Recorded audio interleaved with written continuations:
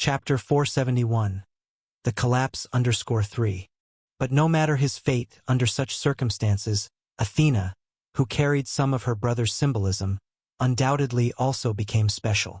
She possessed certain qualifications, and thus it was only natural for her to personally complete it all.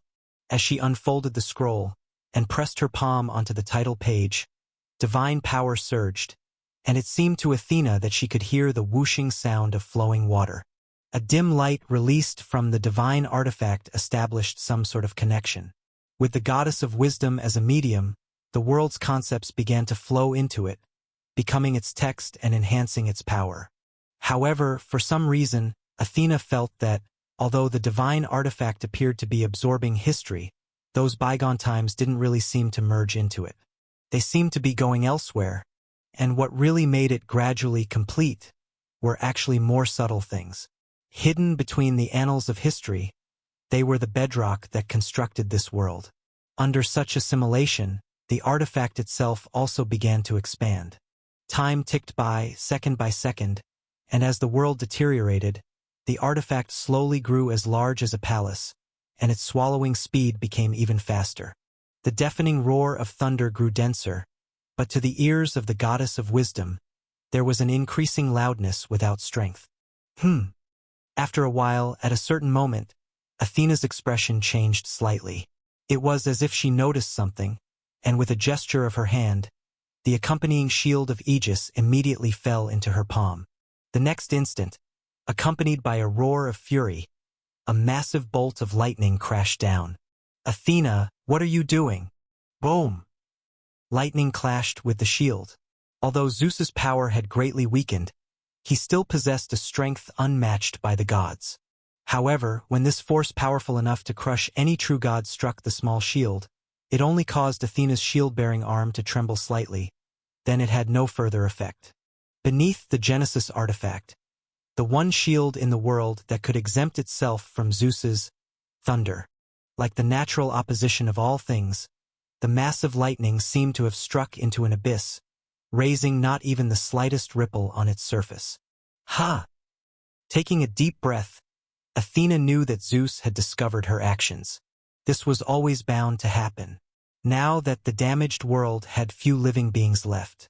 Following a flash of divine light, the goddess's skirt transformed into golden armor. As soon as the divine artifact began to draw power, Athena could have left. The king of the fantasy world could not destroy such an artifact's true form, and she had no need to guard it. So, the reason she chose to stay was simply because she did not wish to leave yet. Holding the spear symbolizing victory, the girl who was usually gentle and intelligent now seemed to have changed. Her eyes were sharp and eager to fight, like a war-seasoned Valkyrie. Athena, shielding against the raging thunder, flew to the front of Mount of the Gods.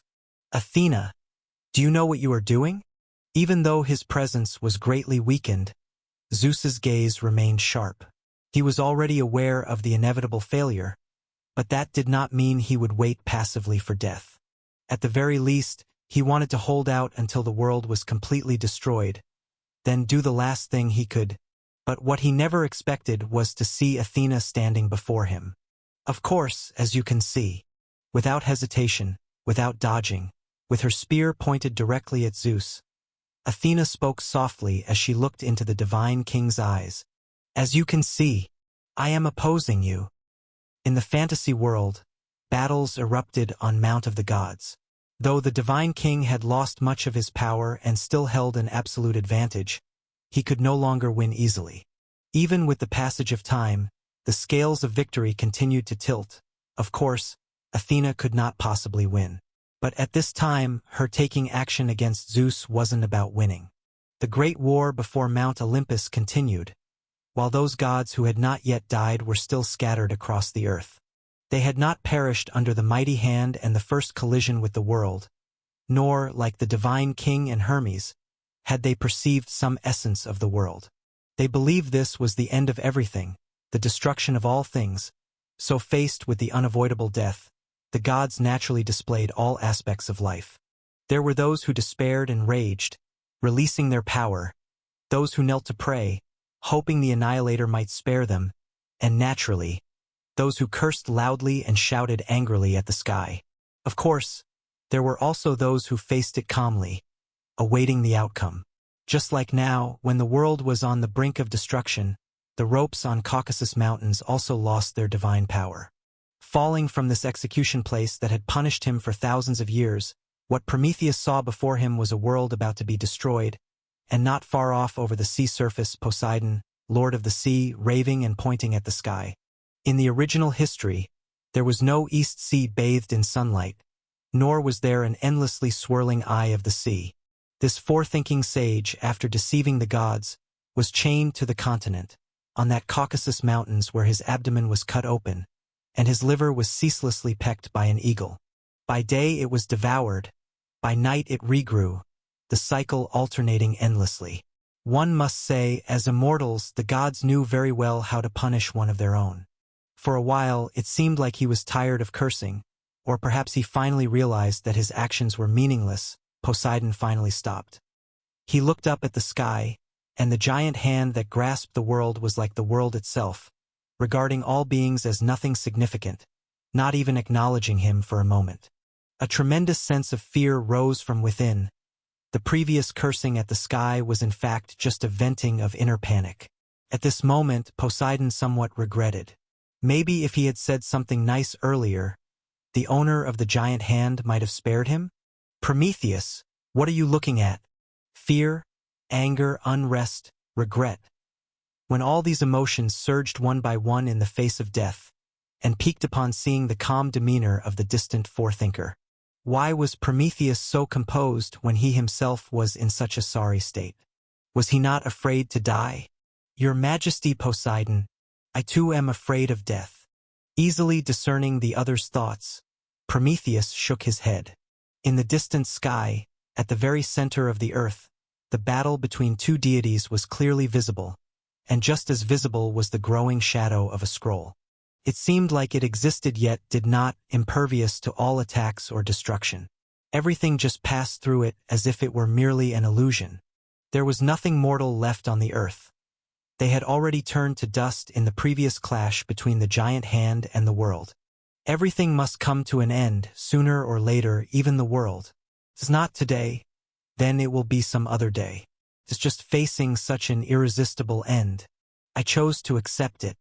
Madman! Accept? I don't accept. A cry of rage once again stirred the fear within him. Under the sway of his emotions, Poseidon summoned all his remaining strength and caused the waters of the four seas to surge into the sky. Give him some response, at least. Even a swift death would be better than the torment of waiting for death. However, under Poseidon's watch, the giant hand capturing the world remained motionless, simply continuing its slow rhythm, tightening its grip. Everything remained as before. Time continued to pass, various loves and hatreds played out across the world for the last time, but the shadow of the scroll kept expanding. It grew larger and larger, overshadowing the land and the tumbling heavens, and eventually became one with the world itself, constrained by the world's remaining strength. Then, at a certain moment, accompanied by a crisp sound, under both internal and external assault, the world's final struggle ended. All civilization and the past were frozen at that moment. Everything in the world collapsed into illusion, becoming part of the divine artifact. And the giant hand enveloping the world closed in turn, clasping the middle of the scroll. Everything came to a halt. Very good. Nodding with satisfaction, Lane was pleased with the result. This divine artifact still needed time to assimilate the gains from this event, but the outcome was always predetermined. However, as Lane gripped the annals of time, his gaze did not linger on it initially, because aside from the artifact, where the fantasy world had once existed, there remained a drop of liquid. That was the fundamental essence that had once constituted the world, the remnants of the Genesis divine power. Chapter 472, Truth and Harvest. In the vast emptiness, a drop of water hovered there. It was so ordinary looking, without any special power flowing from it. Yet it was from such a minute point that the world, seemingly as real as any, had derived, and to the life within it, that may not be false at all. After all, true and false are relative concepts, and the destiny it constituted was the original trajectory of the chaos world. Under certain conditions, reality and falsehood could perhaps be interchangeable. Taking a step forward, Lane reached out his right hand and cautiously caught the drop. He had prepared for any contingencies, but even as he held it in his hand, nothing more happened. Everything was without a ripple, just like a true drop of water, as the remnants of the creation force flowed quietly in Lane's palm. Its power was not overwhelmingly strong, but it was so absolute and enigmatic. Sensing its presence, Lane couldn't help but hesitate. The power of creation had no nature, or to be more precise, it would change its nature according to the will of its user. It was omnipotent, unable to amplify itself, yet it could accomplish almost anything in this world. Even Lane had a premonition that, if he wished, this power could perhaps give birth to an immortal essence he could never replicate before, or destroy one that already existed. To slay a deity, a deed he had only done within the fantasy world, could be achieved again with this supreme power. But after only a brief contemplation, Lane dismissed the thought. To kill a god seemed impressive, but to do so with borrowed strength in reality was meaningless. Perhaps the domain of death would surge greatly as a result, but it is now a part of samsara. If death were to skyrocket unilaterally, even if samsara wouldn't collapse because of it, it would take an eternity for it to rebalance the two through its own cyclical force. In the meantime, the well of reincarnation might come to a halt for a long time. Overall, the gains obtained would still outnumber the losses, but this hard-won creational force would then become a one-time use. Besides, permanently killing a god in reality, and how the world might react to it, is yet an unknown. After all, it's merely an unexpected gain. As for the well of reincarnation, let's stick to the original plan, Lane decided. With a light tap of his finger, the drop immediately vanished and appeared within the spirit realm. It would come in handy soon enough, and as for what purpose, having one naturally meant it should become 2 or 3 or even more. And then there's this, he said. Having dealt with the remnants of the creation, Lane finally returned his attention to his own divine artifact. The Oracle Stone Tablet, divided into 3 by the transformation of the spirit realm, had experienced changes in the other 2 pieces, while the first one had remained as it was at birth. But now, after this event, it not only caught up with the progress of the other 2 but also seemed a bit overstuffed. At this moment, it retracted all its extraordinary properties, appearing as common as any everyday scroll. Now named the Annals of Time, this divine artifact, having integrated the concept of the fantasy world, finally began to possess its own unique symbolism. However, unlike its previous manifestations, the true essence of this artifact wasn't history. Rather, history was merely a form of expression of its power, not the foundation of its existence. After all, history alone is not enough for greatness, and even among powerful divine powers, it ranks at the bottom. It might grow stronger with the passage of eras, but this enhancement is extremely limited. Even the divine artifact involving time is still incubating at the heart of the spirit realm, a long way from being complete. A concept can't give rise to 2 great artifacts, and so the time domain cannot have 2 Genesis artifacts. Unless Lane could bring that part from beyond this world, making them represent different aspects of time in Chaos World, the artifact shaped from the first slate stands no chance to progress any further on the strength of history alone. Therefore, the Annals of Time is neither fundamentally about annals nor history. What it truly signifies is that which is unchanging, everlasting, eternal. It's a conceptual domain, lofty in intent but consequently quite abstract, and like the initial spirituality, while theoretically encompassing everything, it requires gradual filling. Similarly, there is the civilization slate, whose power is somewhat akin to the future, from which techniques like divination have emerged, one reflection of its potential. But the time domains makeup merely adorns the civilization slate, which symbolizes change, creation, and inspiration in itself. Opposite yet interdependent, the link between change and eternity is woven together by the Codex of Creation's outlined order. 3 divine artifacts, originating from the same source, was the arrangement made at their inception. And after completing this metamorphosis, the final link among them has finally embarked on the right track. Chapter 473, Truth and Harvest _2. So it's said, humans are always contradictory. When something doesn't belong to you, you detest it intensely, and then the next step is wanting to make it something you can control. Many things were like this, and Lane was no exception, hating something often only because it wasn't under his control. Like now, unchanging and changing the criteria that determined the order of all things, it was almost self-evident what these 3 divine artifacts together aimed to counter. After repeatedly confirming that nothing untoward remained in the divine artifact following its absorption of the fantasy world, Lane then sent it back to the spirit realm. Once Hemenu's affair was concluded, another feast awaited it, so it was best to assimilate the gains of this trip quickly. After all, unlike the other 2 divine artifacts, it was perfected step by step, enduring the entire second epoch. Rapid growth necessarily required more time to adapt, to avoid leaving behind any problematic aftermath. Especially as part of the 3 divine artifacts, if it had any issues, it would likely affect the other 2 as well. Finally, we come to the source of all this. Suspended in the void, Lane at last turned his attention back to the matter at hand. He had originally ventured here on a spiritual journey to inspect memories concerning Zeus, but he hadn't anticipated the journey would take such an unexpected turn. Although the outcome was equally favorable, he couldn't simply forget his original purpose. Athena was no longer here since, after all, whether it was Lane or her, they hadn't truly entered this place in their physical forms.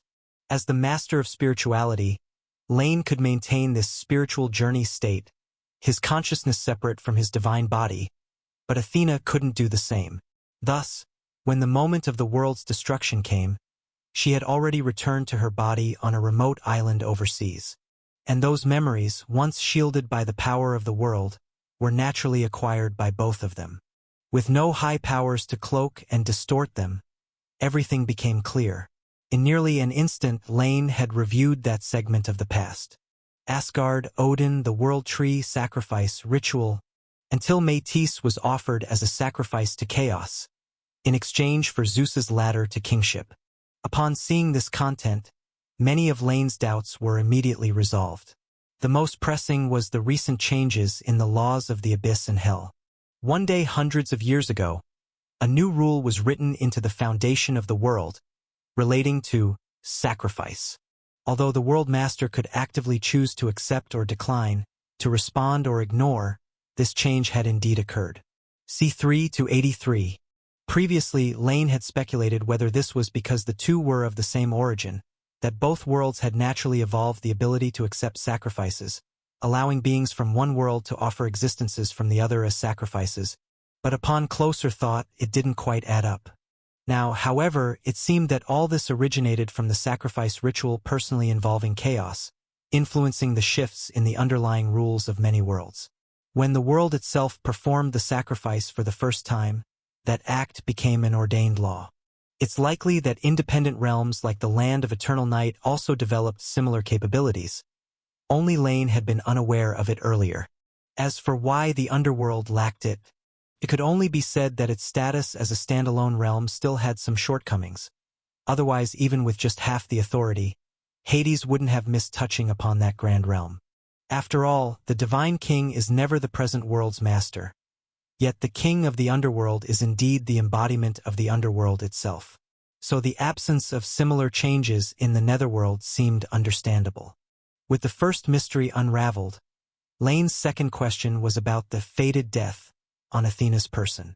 It seemed normal Zeus had swallowed Métis, so Pallas's birth was thus rendered impossible, and his fated death was only natural, but upon closer inspection, it was full of loopholes. Gods are immortal, hence any possibility would only be postponed, never completely cut off. So what if swallowed by Zeus, or even imprisoned in Tartarus? As long as Métis still lived, there was a chance of release, and thus a chance for Pallas to be born. Yet his fate was already dead, recognized by the world as an unalterable outcome. This implied that even chaos denied his existence, to the point that attempting to rebirth him through any means would only bring about the world's own destruction. Lane had not understood why a being once favored by the world would instead invite its malice. But now it was clear to him. Métis became the sacrifice, and the moment the world accepted it, Pallas was deprived of any chance of birth. The world wouldn't deny its own actions. If Athena's destined brother was still born, it would be tantamount to negating the present world itself. Unless chaos itself broke its own rules and released Métis. But this was undoubtedly impossible, and without surprise, Pallas had no more opportunities to be born. This indeed poses a problem. I had previously wanted to bring him back to life in another way, to then challenge the predetermined fate of the present world. Furrowing his brow, Lane found it a bit troublesome. Now this arrogant divine king prophesied to emerge had been definitively negated by the world, and if he wished to be born, he had to do so within the laws of Chaos World. Otherwise he couldn't inherit this segment of dead fate, creating a catch-22 situation. Chapter 474.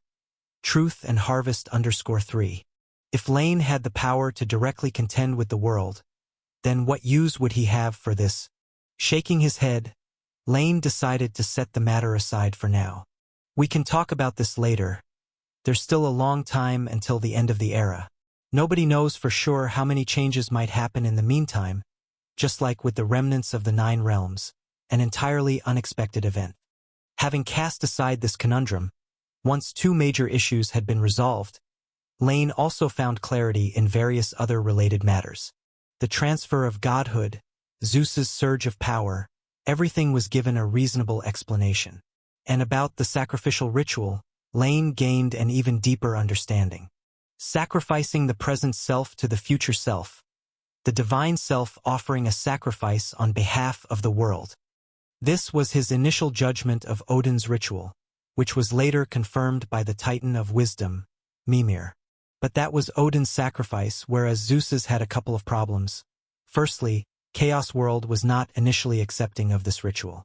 Despite the intertwining of the powers from the 9 realms and chaos, and different laws being effective simultaneously, causing it to reluctantly accept Zeus's offering, the influence of its power meant that the ritual only granted half the intended reward.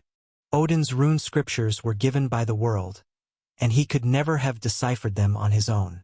Even after obtaining supreme wisdom, he couldn't bear the secrets of the runes himself and was forced to inscribe them upon the origin text. However, Zeus's ritual was different. The ritual was something he could have deciphered on his own as part of his destiny. The world merely refined it further, endowing the divine king with powers that were more unique and closer to the essence of the world itself. So, from a perspective of gains, Zeus essentially had an advance on the future and obtained some additional enhancements. And the second problem, although interpreting Métis as the wisdom of Zeus seems plausible, and in the collision of the 2 worlds, it may not strictly follow Chaos's rule of a god cannot belong to another. But after all, Chaos is the home field, its power far surpassing that of the Shattered Realms. Since only half the reward was issued, did that rule really not take effect at all? While doubting, Lane had no evidence, as from the current condition of Zeus, it appeared he hadn't had to give up anything extra. Therefore, Lane tentatively put the matter aside and focused on the ritual. This was a ceremony centered on the position of the divine king, one that he could not directly replicate. Moreover, as a creation perfected by the world, it actually contained many deeper mysteries, which Lane found difficult to discern for the moment. He needed some time to unravel these mysteries and see what he could glean from them, as well as to determine how this altered ritual differed from the original one. Indeed, after devouring the fantasy world, the original ritual also came into Lane's possession. The differences between them were of utmost interest to him. Just as well, the negative energy interface has some time before it stabilizes. Might as well keep myself busy. This journey, it seems, has come to an end. Everything had been dealt with, and the matters were nearly concluded. With a thought, Lane's form began to blur. He was still in a state of divine wandering, his true body remaining in the 5th layer of the spirit realm, and now he was about to return. But before leaving, He took one last glance at the place where the fantasy world had vanished. In the end, at the node where the fantasy world was absorbed by the annals of time, the consciousness that knew itself to be a false divine king also understood the irreversibility of all things. Yet, he persisted to the very end, to the moment the world fell apart, because he had things he needed to do. In that instant, he was infinitely weak, for he had nearly lost all existence. Yet infinitely powerful, for he had nearly touched the very essence of the cosmic creation. Zeus did not have the same essence, so he could not use this power directly, but by indirect influence, he still witnessed the presence of Lane and, in the end, issued a warning. It was a message for his other self, along the mysterious connection between the two Zeuses. Under the final influence of the cosmic power, his warning did indeed get sent, but not entirely, as the indirect nature meant the content directly targeting Lane himself was blocked. Beware! The Lord of the Spirit Realm? It is an outsider, huh? Taken out of context. Excerpted from Don't Take Things Out of Context. With a chuckle, Lane's form completely disappeared.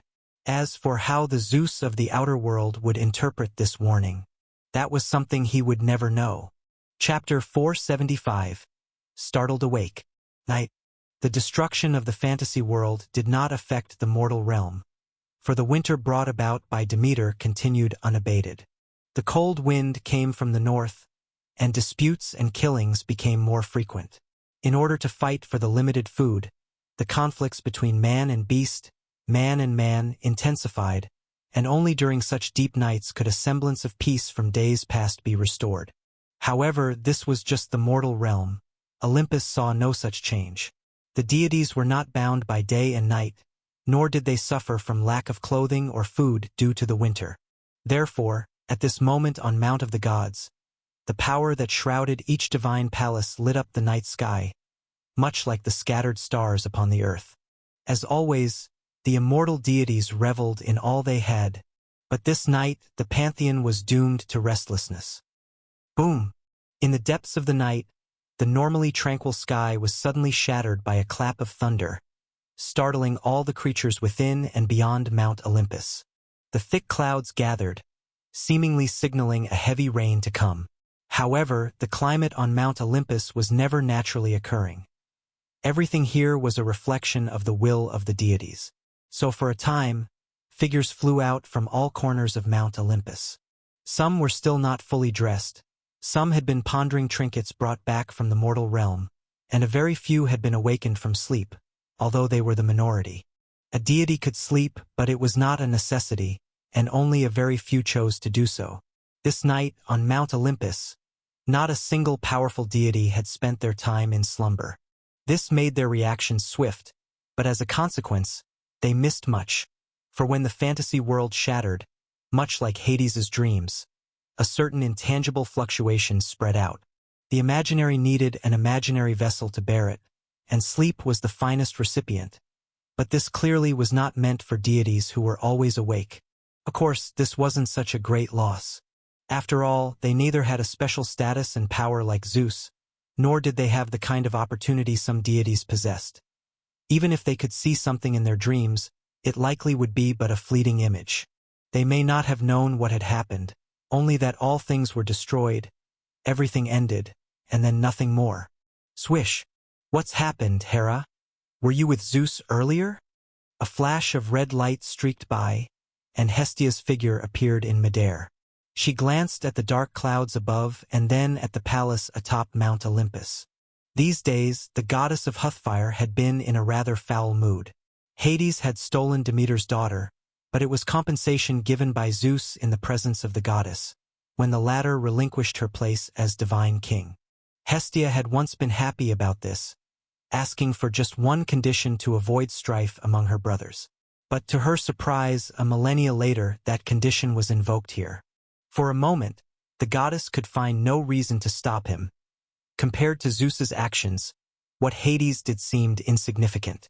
Furthermore, the disasters stirred up by an enraged Demeter had left the mortal realm without a harvest. And in her pity, she felt even more troubled. If the problem couldn't be solved fundamentally, then all this would never end. Thus, Amidst the contradictions, Hestia couldn't help feeling annoyed.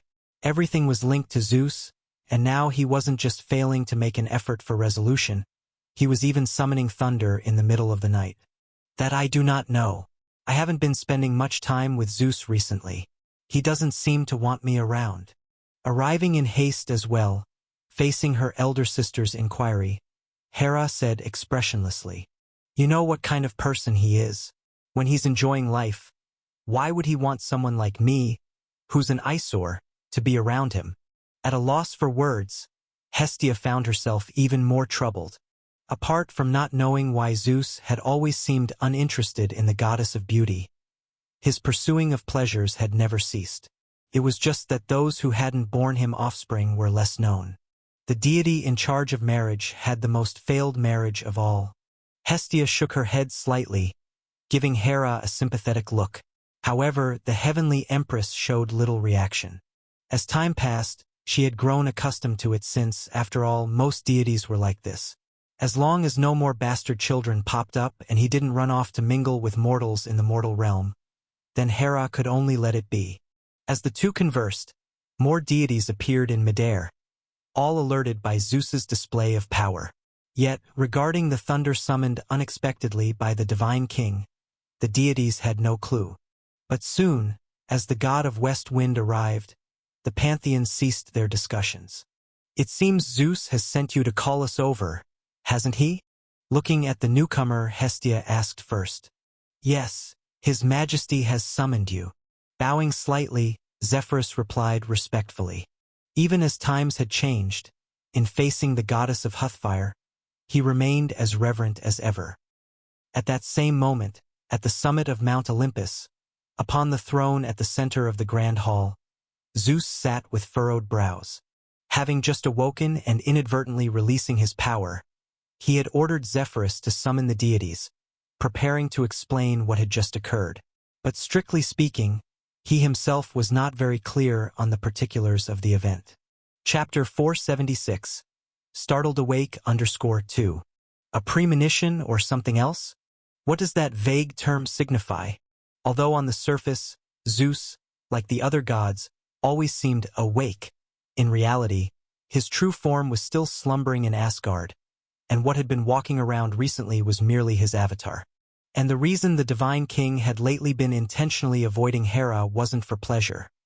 After all, an avatar lacked such capabilities. It was precisely to prevent others from discovering the whereabouts of his true form that he avoided prolonged contact with anyone. In this state, his slumbering true form suddenly fell into a dream, as though the scenes that played out in his sleep were real. The heavens-rending giant hand, Athena, for some unknown reason, clashing with him, and ultimately, the whole world turning into a scroll held in someone's hand. Everything appeared so real in the dream that upon waking, Zeus couldn't immediately distinguish reality from the vision and instinctively summoned his own power. Mount Olympus was fine, but by this moment, Asgard was probably in complete disarray. A prophetic dream or something else? And why would Athena attack me? What could be the reason? With furrowed brows, Zeus was puzzled. He questioned himself. If this was a sign from the throne of the divine king about the future, why would Athena become his enemy? If it had anything to do with Métis, then that seemed highly unlikely. No matter what, the two successive goddesses of wisdom hadn't even seen each other, the only link between them being their bloodline. But he was also, after all, the source of the other half of that lineage. In the absence of a compelling reason based on their blood ties, it seemed he hadn't done anything worthy of her hatred. With this thought, the divine king couldn't help but speculate. Perhaps the Athena in his dream was influenced by something external. For as the dream came to an end, a piece of the past, a memory, also rose to the surface and entered Zeus's mind. It was on the day of the ascension ceremony, he had vaguely seen another self. Powerful, invincible, surrounded by gods, the center of the world. This self was the embodiment of perfection Zeus had always imagined. He seemed to be saying something, and Zeus wasn't able to hear him at the time. But after hundreds of years, it had become crystal clear. Beware. The outsider is the Lord. The voice was urgent, carrying a mix of panic and despair. For a moment, all the emotion in that tone seemed to have transferred to Zeus's heart. Would even a self so powerful feel fear? Suddenly, the confidence that had surged from his increased power was slightly subdued once again. And the issue with Athena became something he could accept. It was difficult to understand why Athena would be his enemy, but the destruction of the world was even more incomprehensible. Thus, the reason leading to the former could likely be the latent influence of the latter. However, what does the Lord of refer to, and what does outsider mean? The Lord of darkness? The Lord of hell? The Lord of the spirit realm? It seems that apart from hell, the other two are ancient gods born at the dawn of creation, and that hell, it seems, is also related to the abyss. The existence of hell was but a fleeting thought, and Zeus didn't have much impression of it. It seemed that they had some demand for the souls of mortals, but didn't appear to be the kind of existence that aimed for the destruction of the world. His thoughts reached an impasse, as there seemed to be no such existence within what he knew. As for the possibility of the dream itself being false, shaking his head slightly, although it was just a dream, Zeus felt it was out of the ordinary. Why would a deity suddenly have such a vivid and somber dream?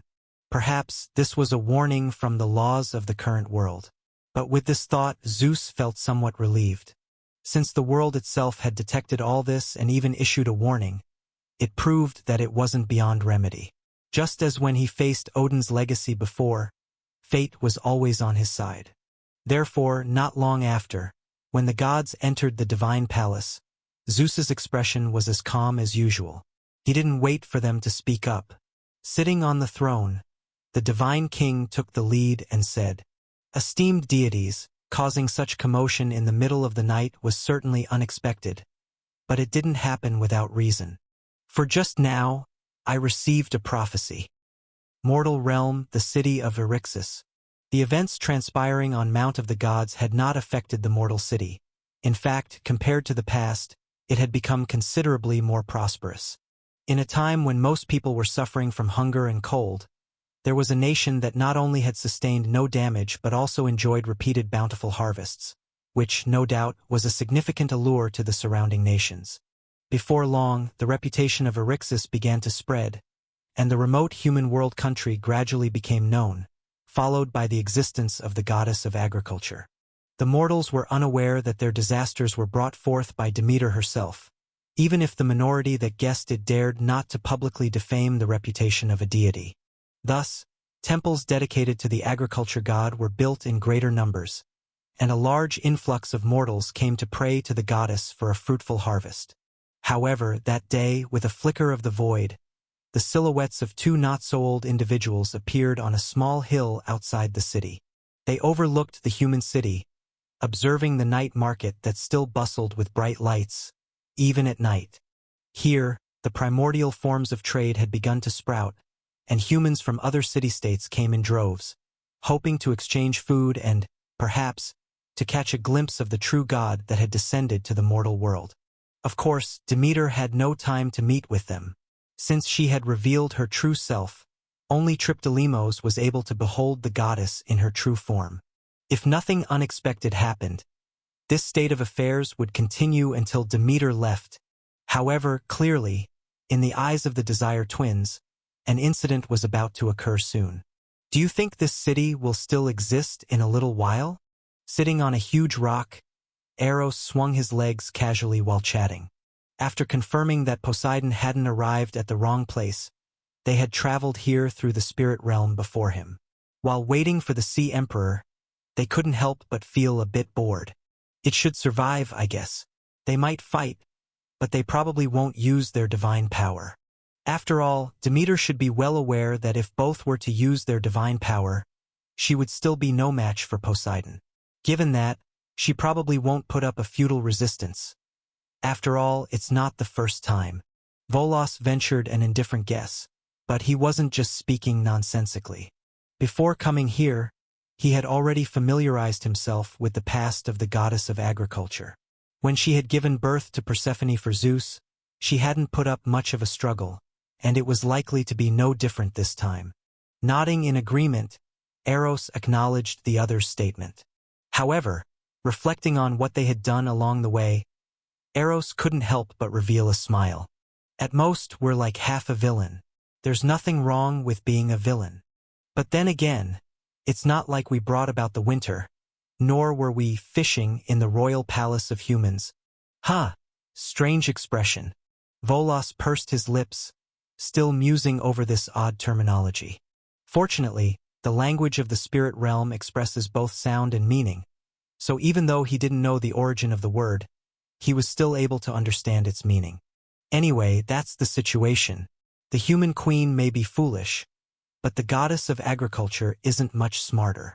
Clapping his hands together, movement was already discernible on the horizon as a blue light approached. Volos ceased his idle chat and said indifferently, "All right, we'll be the villains, then. Poseidon really does fly at a snail's pace. Just wait a little longer. The arrows of mortals shouldn't last too long." Chapter 477. Twilight. High above, a divine light raced across the sky, heading straight for Eryxis from afar. At that moment, Poseidon, pierced by the golden arrow, had nothing else in his heart but an intense love for Demeter. Unable to bear any delay, the Sea Emperor made no attempt to hide his whereabouts, and openly flew towards the great temple at the northern edge of the city. It was the first, and so far the largest temple that the citizens of Eryxis had built for the goddess of agriculture. Or rather, so far it was only its core that had been completed. The rest was still under construction. The main reason such an important building was located outside the city rather than within was that the city center was already occupied by the palace. The abode of the gods naturally wouldn't yield to that of humans, but raising the palace would take far too long. So, to the north of the city, people had chosen the best location and planned to use it as the center for the expansion of Eryxis. In the future capital, the original city would become the southern district, with the temple being the true center. King Cleius had no objections to this and even expressed his approval. Thus, unbeknownst to them, a convention that would be passed down through future generations was established. Although later cities rarely placed temples at their center, the southern district did indeed become the residence of the upper class. Over time, it became an established cultural norm. Of course, the future was still far off. At present, without fear of famine, mortals were busily engaged in construction, building an earthly symbol for the goddess of agriculture. Tens of thousands of people gathered here, working day and night on the ground and on the domes of the building, ensuring that the grandly designed temple changed a little every day. Until today, when a tall deity with blue hair approached from the south, crashing directly through the temple walls from the sky. He headed for where Demeter's presence was, and for a moment, the aura of the deities collided, with Poseidon's laughter ringing out in all directions. Although both gods were wary and did not use their full divine power, the sacred force of demigod level already began to lean outwards.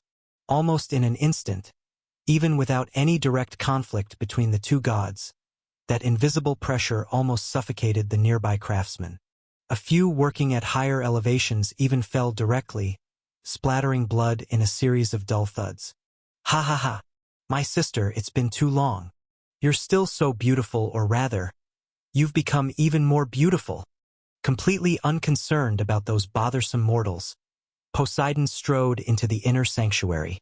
The golden arrow from Volos indeed ignited an intense love in his heart, but it did not entirely change who he was. The Sea Emperor would express love in his own way, not taking the goddess of agriculture's words as sacrosanct. And quite obviously, Poseidon's expression of emotion couldn't be clearer. "If I want it, I will take it by force." "Poseidon? What are you doing here?" At first startled, then regaining her composure, Demeter frowned at her brother's impudence. She had been resting but was now well aware of the commotion outside. Because of Poseidon's arrival, her temple, not yet fully built, had already been stained with blood.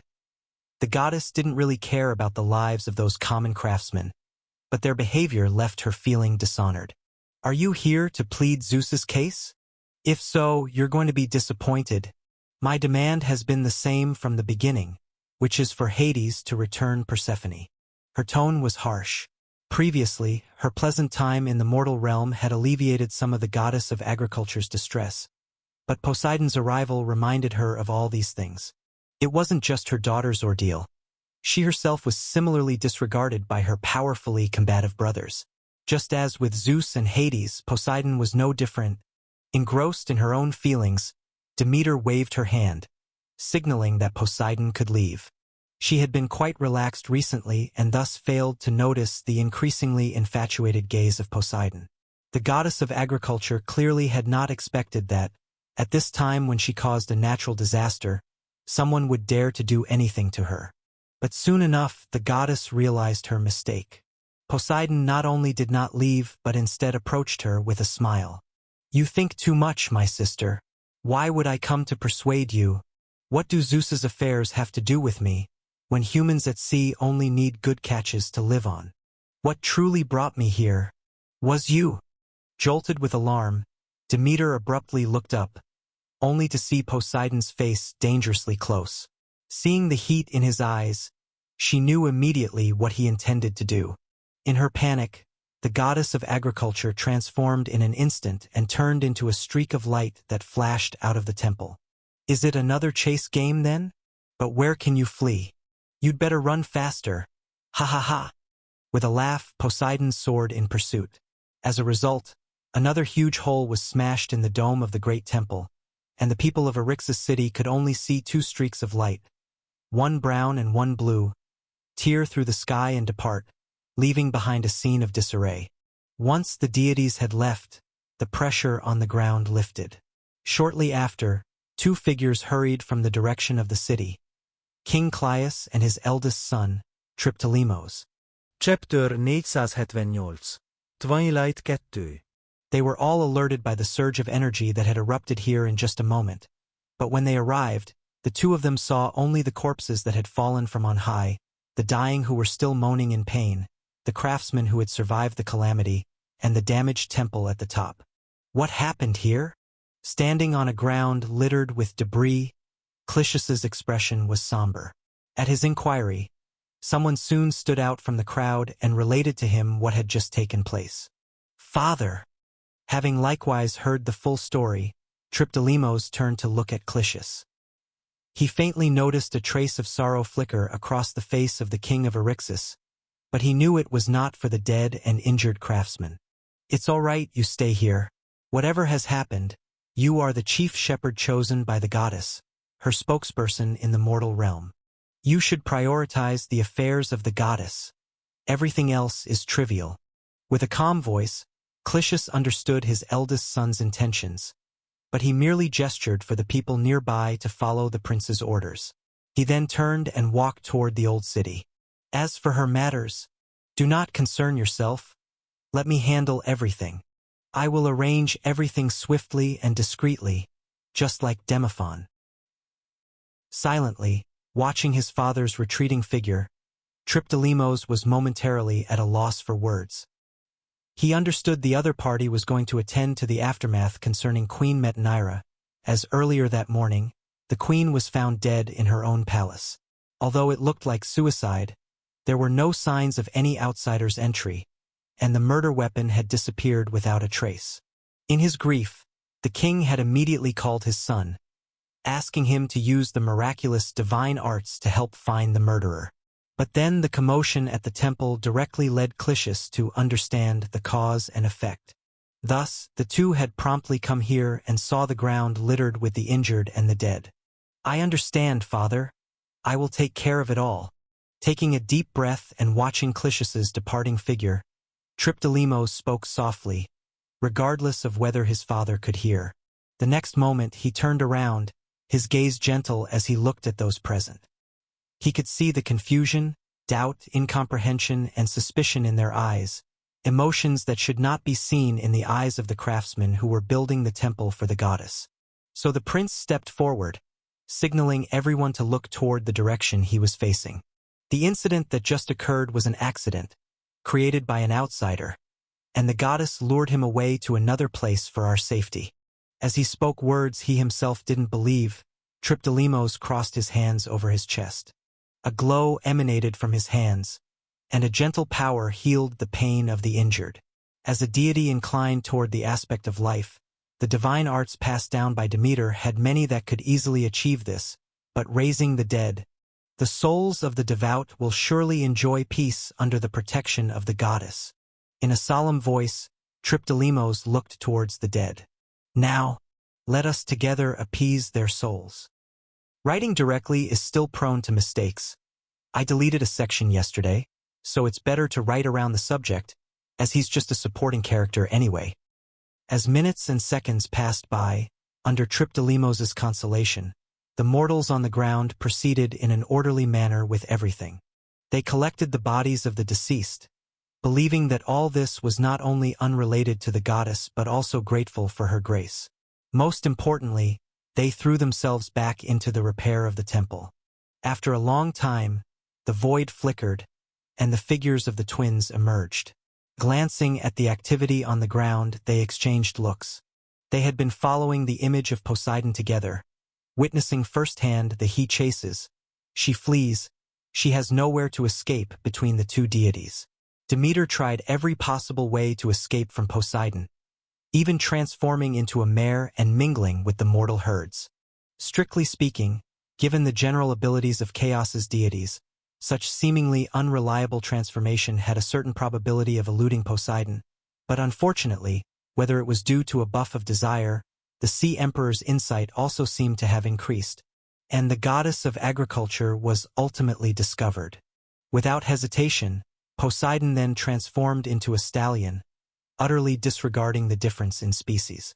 He even transformed back into a human halfway through the act. That was the reason the twins left early and exchanged glances. Eros hesitated for a moment. She wasn't sure, after all, the golden arrow wasn't hers. The lead arrow was, so to prevent a misperception, she still asked for confirmation. Just now, did Poseidon shake off the influence of the golden arrow midway? Yes, that's what happened. Nodding and with an equally strange expression, Volos confirmed. It was when he turned back into human form. My golden arrow lost its effect. After all, it's just an arrow shot out of human hatred. Reaching this far was already the limit. But in my perception, Poseidon's emotions didn't seem to change? Eros asked again, and Volos gave the same answer. Yes. Nodding, Volos added, perhaps he had already intended to do it. Maybe without us. This day would have come too. Chapter 479. Twilight 3. The twins exchanged a glance. They had been eager to follow along to see how the victim would react after the golden arrow magic wore off. But to their surprise, Poseidon's reaction was no reaction at all. Forget it, this one might be a bit abnormal. Shaking his head, Eros said somewhat helplessly, next time we'll change our target. Let's just forget about this one. Let's wait a bit longer until Demeter comes back. She should return. Once we get what we want from her, whatever they do is none of our concern. Olympus, the council hall. The affairs occurring between the human city-states had not reached this place, and no one knew that Poseidon had gone to follow in the footsteps of Zeus, even surpassing him. Here, the deities had just finished listening to the divine king's narrative, and their first response was undoubtedly doubt. Prophecy. With furrowed brows, Hestia had not expected that before the recent troubles had been resolved, Zeus had created a new one. And the content of what he said, the end of everything? Naturally, the goddess expressed skepticism. Zeus, it is indeed possible for a deity to inadvertently glimpse the future, but there's often a special reason for it. What about you? You wake up in your own palace and have visions of the world's end. Hestia's question was not unfounded. As primordial gods, the deities are influenced by the mundane world, but they also indeed reap much from it. For instance, memories and thoughts that cannot be permanently altered, or their immortal essence, are what set them apart from the deities of other worlds.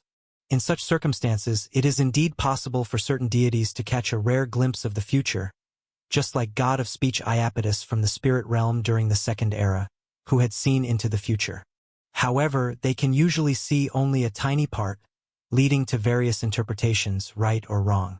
In this case, it seems that Zeus could indeed see the future by accident, but on one hand, it is a very low probability event, and on the other hand, there is the content of the prophecy itself. The collapse of the world, the return of all things to ruins. Such speech is somewhat like saying the world is round in the Middle Ages. Aside from making those who hear it think you're insane, it wouldn't result in much else. Hestia. I know this is hard to believe, but the world may not be indestructible. Sitting at the head, Zeus understood the goddess of Hrothgar's doubts. Even he himself, if it hadn't been for what occurred during the sacrificial ritual for the world, he probably wouldn't have believed in the truth of this matter. But if his sovereignty grand ritual was real, then the message about the future naturally was as well. What's more, there was the most direct evidence right in Olympus. The remnants of a dead world. Within it, he had foreseen fate, glimpsed chaos's destruction, which was nothing out of the ordinary. Especially among some of the damaged relics of Asgard, Zeus also found some records. Most of those things had little meaning, but some were different. For example, on a broken stele, Zeus had seen records regarding divine King Odin and twilight. Bringing down the deities, restarting the world, the twilight of the gods, the most terrifying calamity of them all. Perhaps it's the same for us. Even before we realize it, the bell of twilight has already begun to ring, and that outsider is the bell ringer. Chapter 480. The Sun with No Way Out. A thought flickered through his mind, but Zeus did not reveal all of it. He hadn't intended to lead the gods to Asgard just yet, so naturally, he wasn't in a hurry to disclose its secrets. After all, on one hand, his injuries had not fully healed, and on the other, his reconstruction of that realm was still incomplete. In the wreckage of that world, although most things were of no use, there still were some items of value. For instance, the fragmented rune artifacts, the cultural creations far ahead of the current era, and not far from the Golden Palace Zeus had discovered a special place. While most couldn't be put to direct use in the future, these things would help him unite the Olympian pantheon into a cohesive whole. They could have internal disagreements or even hostility towards him as the divine king, but as long as the gods remained a part of the divine court, Zeus was not particularly concerned. It had to be said, this bore some resemblance to the laws of the present world. Although many deities loathed the law, as long as they did not establish their own independent dominion, their actual sentiments hardly mattered. In any case, this matter needed to be put aside for the time being. Zeus did not expect the gods to believe or disbelieve what he had just said. His words were merely an explanation for the fluctuation in his aura earlier. If he could truly find the identity of that outsider in the future, today's events would naturally be recalled by the gods, thereby corroborating the divine king's prophecy. If he couldn't find it for the time being, then it was meaningless whether the gods believed it or not right now. And today, Zeus had other matters to attend to as he summoned the deities. Certain farces were due to come to an end. Well, no matter what may happen in the future, those are events destined to occur in the distant future. Whether true or false, let time witness everything. Since everyone is present today, let's address another matter. In recent years, due to a minor discord, the climate in the mortal realm has become increasingly unstable. Speaking in a grave tone, Zeus seamlessly shifted the conversation to this issue that had been causing discussions on the Mount of the Gods. The divine king's prophecy was not taken to heart by many gods. Even if it were true, the divine king and the primordial gods would support the falling sky, and it had nothing to do with them. Whether now or in the future, whether for deities or humans, most viewed this type of foreseeable but very distant disaster with the same indifference. Yet climate change was another matter entirely. When the long winter came, bringing a sudden drop in temperature, in the initial years, humans on Earth could still scrape by with their past reserves and hunting. But as of late, the prelude to widespread famine had begun. The process and reasons behind this whole situation had already spread among the gods, but since it involved Hades and Demeter, they were not in a position to comment. Now that the divine king had spoken, it seemed to be time for a resolution. The dispute between Hades and Demeter should be resolved. Helios, I've heard that you witnessed everything from beginning to end, and that you informed the goddess of agriculture of Hades's whereabouts. Given that, you should mediate their conflict. Zeus's gaze swept past each deity and finally rested on the god of Sunday. With narrowed eyes, he spoke lightly. He had almost forgotten that this deity, who traveled across the sky every day, always seemed to notice something, and critically, never took the initiative to report. This, Your Majesty, I still have to drive the chariot of the sun. I fear I might not have the spare time. No matter. Zeus interrupted Helios's objection with a wave of his hand and continued. Apollo will take over the task for you while you are absent. Just as your mother, the Titan Thea, did, he, too, who wields light, can temporarily command the chariot of the sun. Regardless, since you disclosed Hades's whereabouts to Demeter, you should have been prepared to intervene. Under Zeus's gaze, Helios fell silent. His eyes darted around the room. The god of sun hadn't noticed before, but he suddenly realized that there was no one left who would speak in his favor. The descendants of the primordial sea god nominally followed the sea emperor's commands. The goddess of beauty was now family with the divine king.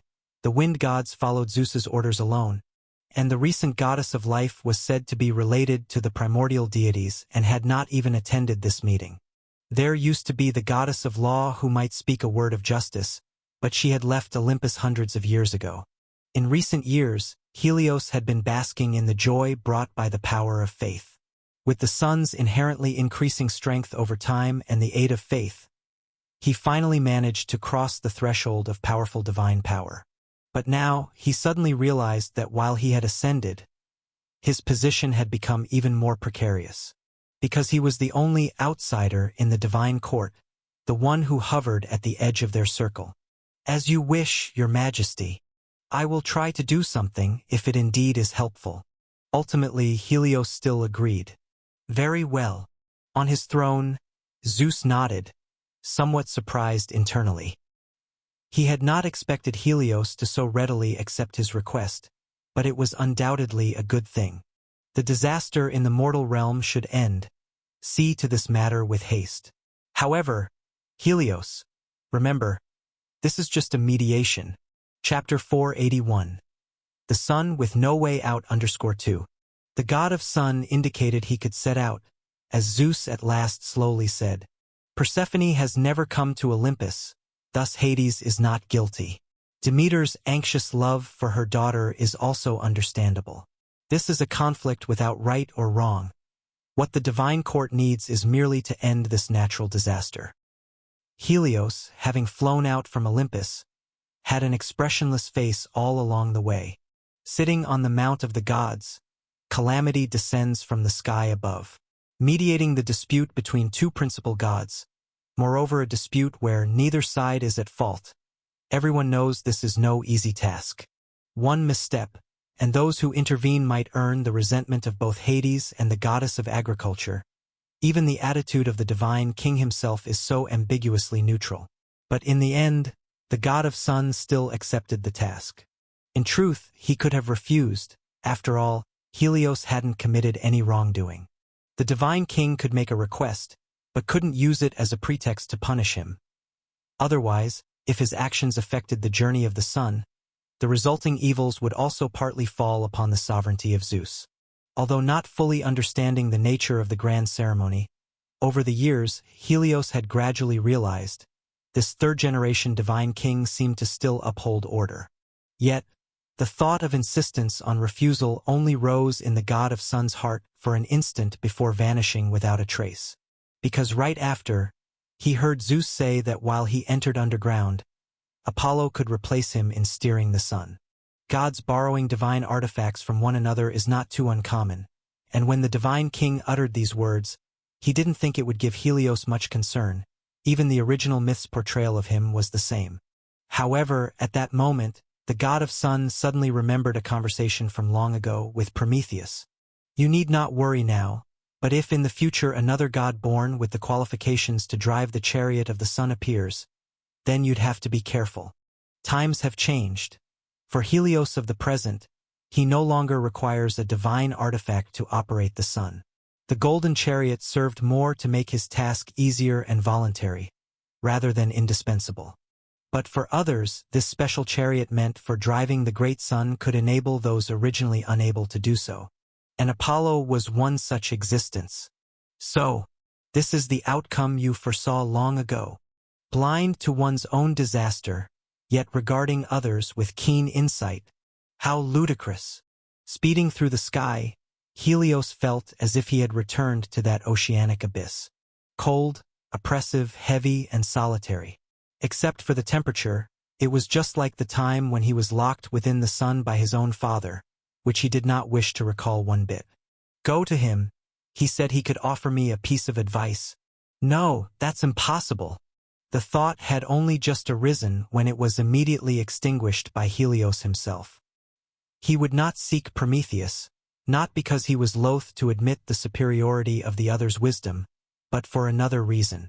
For one, those present at the time were not only him, but also two others who were assigned to escort the latter.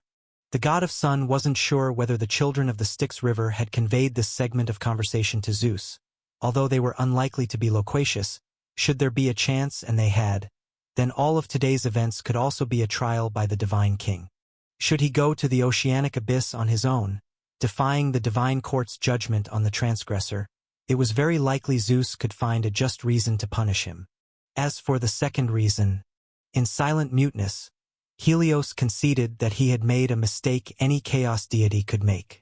He and the sister of his wife, the wife of the god of speech Iapetus, the mother goddess of Prometheus, Epimetheus, and Atlas, the goddess of renown Clymene, had ended up in the same bed. Even recently, he had created another demigod half-brother for that forethinker. Under these circumstances, the god of the sun felt that it was better not to have too much interaction with the other party. Although this matter was still a secret for the time being, as soon as a second person knew about it, there was a possibility of it being leaked. Considering how much he cared even for his own creations, who knew how Prometheus would view this matter? If the other party was willing to endure even harsher punishment to set him up, he would just be asking for trouble. Damn it! How did I not think of this before? Cursing under his breath, but remembering Clymene's seductive figure, the god of the sun wasn't too sure whether he would be able to reject her if given another chance. Nevertheless, it was time for him to find a new patron. He had not hesitated when betraying Cronus back then, and he certainly did not feel any loyalty to Zeus now. Yet as the thought arose, the god of the sun suddenly realized that he had nowhere to go. The spirit realm was off limits. After all, the chariot of the sun had been forged by the lord of the spirit realm, and every time he rode across the sky, Helios was reminded that although he was the god of the sun, he could not govern the 12 zodiac regions. If he had the blessing of the zodiac regions, he would have entered the realm of great divine power centuries ago. But now it was controlled by some gods of stars far less powerful than him. So if he really sought refuge in the spirit realm, he would probably just be a gatekeeper, which was even worse than living modestly in Olympus. As for relying on his official wife, the goddess of boiling water, Persephone, to seek alliance with the god of the ocean's lineage, just thinking about it, Helios once again dismissed the idea. The current Oceanus and Theseus were no match for Zeus, and it was unlikely they would offend Olympus for his sake. Besides, the sun and the sea were naturally at odds, having taken many baths in the sea over the last 2 eras. Regarding the other primordial gods, thinking of the goddess of life still on Mount of the Gods, Helios had no expectations of the Lord of Darkness. And as for Nyx, the Lady of Eternal Night, in 3 eras, he had never heard any news about her. So, after all that deliberation, is Gaia really my only option now? His lips twitched involuntarily. If there were any other possibility, the god of the sun would not want to deal with this old grandmother. But unfortunately, that was the harsh reality. Only Gaia, the repeatedly frustrated mother goddess, might be willing to help him, and strictly speaking, their relationship was not bad. The sun brought warmth to the earth, and although their domains did not fully align, they were not in conflict either. Forget it, I should go see her, just to visit an elder. If Mother Earth is still unreliable, I seem to have no other choice. Feeling sad once more for the many misfortunes of the sun, Helios couldn't help but quicken his pace. That's why he had taken on this task. Gaia had not returned to Delphi, nor was there any trace of her on the earth. The last place she had been sighted was suspected to be the portal to the abyss of the underworld, to scour the surface of the abyss and check out the nearby areas. After all, that was his only option now. And so, in an unnoticed corner, Helios's figure dashed underground. Silently, the world's destiny twisted yet another degree. Mortal realm Eryxis. It's done. Observing the brown light that flew back to the city from a distance, Volos, who had been waiting for 3 days, finally nodded with satisfaction. The other party had finally returned, and from the looks of it, Poseidon seemed quite formidable. It made sense. After all, the Sea Emperor's benchmark was the entirety of all species. He had to be strong. Let's go. Complete the last 2 things, then head home.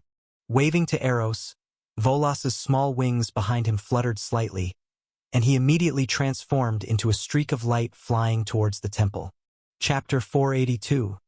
The Second Arrow and the Vastly Different Abyss. Clang!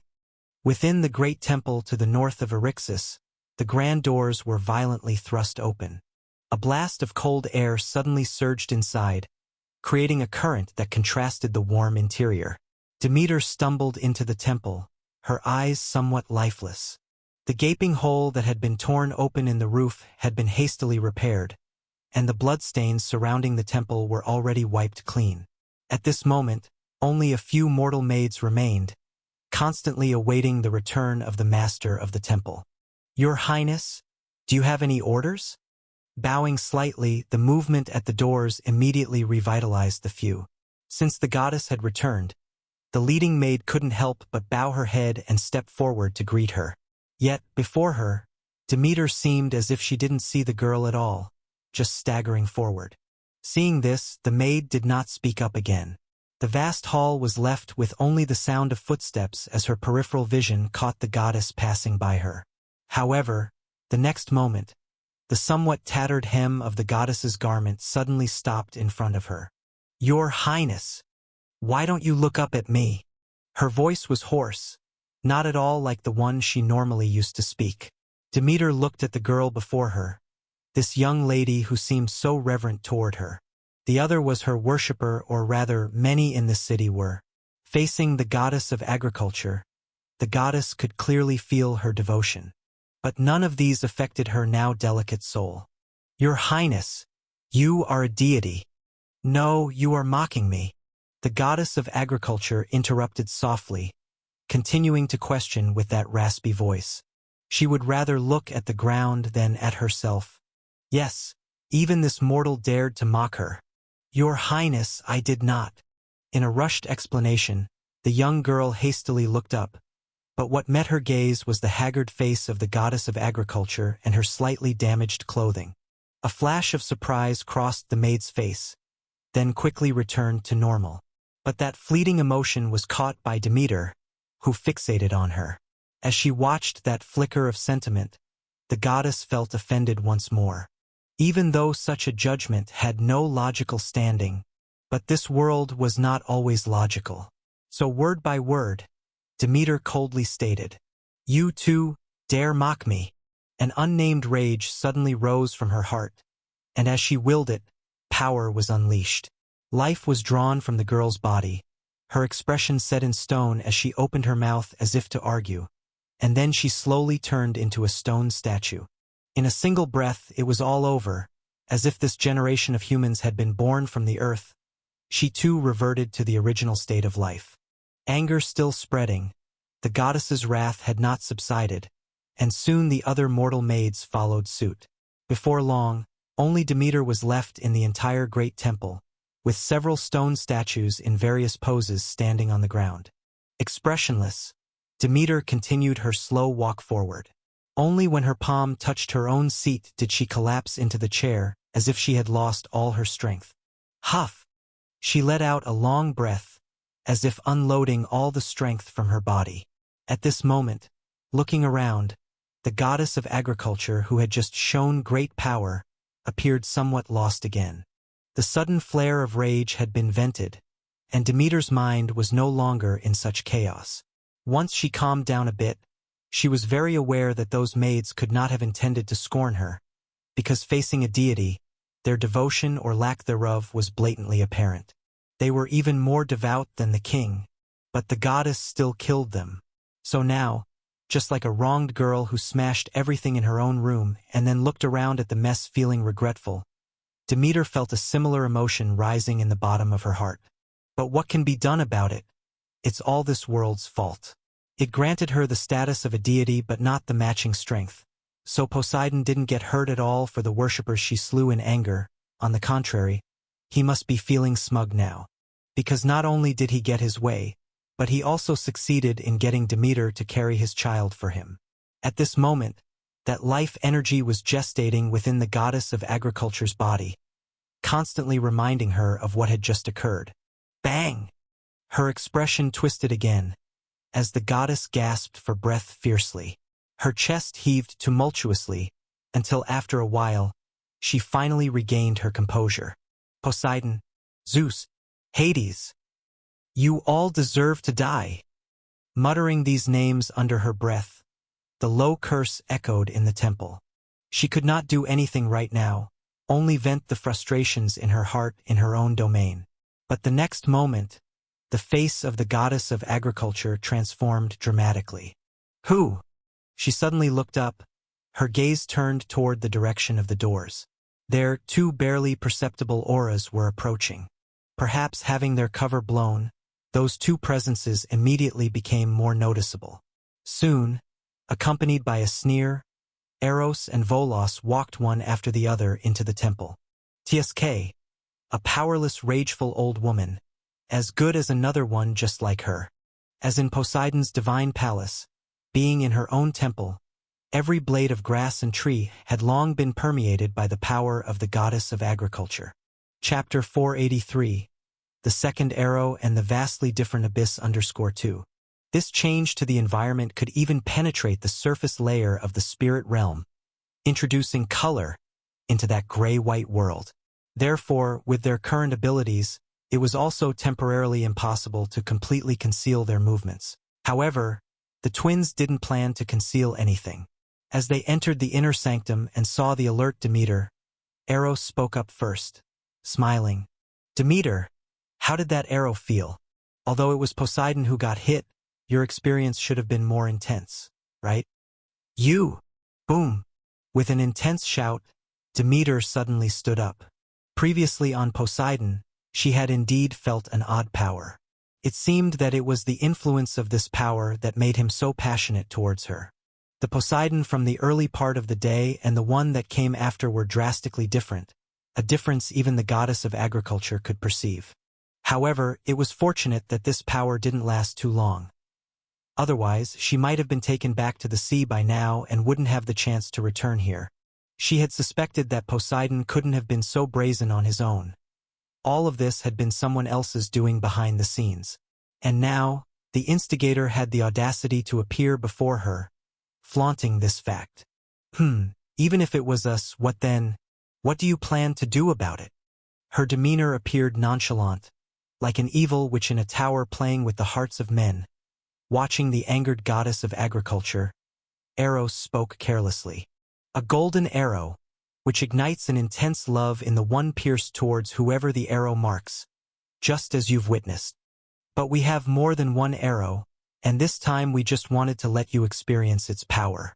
Now that you've seen, or perhaps, would you like to try and see if you can detain us? You! Demeter was shocked beyond belief by Eros's arrogance. These two gods, emerging from nowhere, were so presumptuous. Clearly, she didn't know them at all, but they had made their move in secret and were now brazenly threatening her. In their conversation, she was utterly disregarded. This silent contempt made the goddess of agriculture feel insulted once again. Yet she found herself without a way to respond. In the mortal realm, she could not accurately measure the twins' divine power, but since they could shoot arrows that affected the minds of the principal gods, even though she had not seen them herself, she assumed they couldn't be too weak. Demeter wasn't confident she could effortlessly suppress them in the mortal plane, and Poseidon's reaction had already proved the arrow's potency. What do you intend to do? forcing down her irritation. Unlike her grandmother, Demeter had never been rich, naturally resulting in less strong a desire to rebel. When facing deities of equal power, it seemed there was nothing she couldn't endure.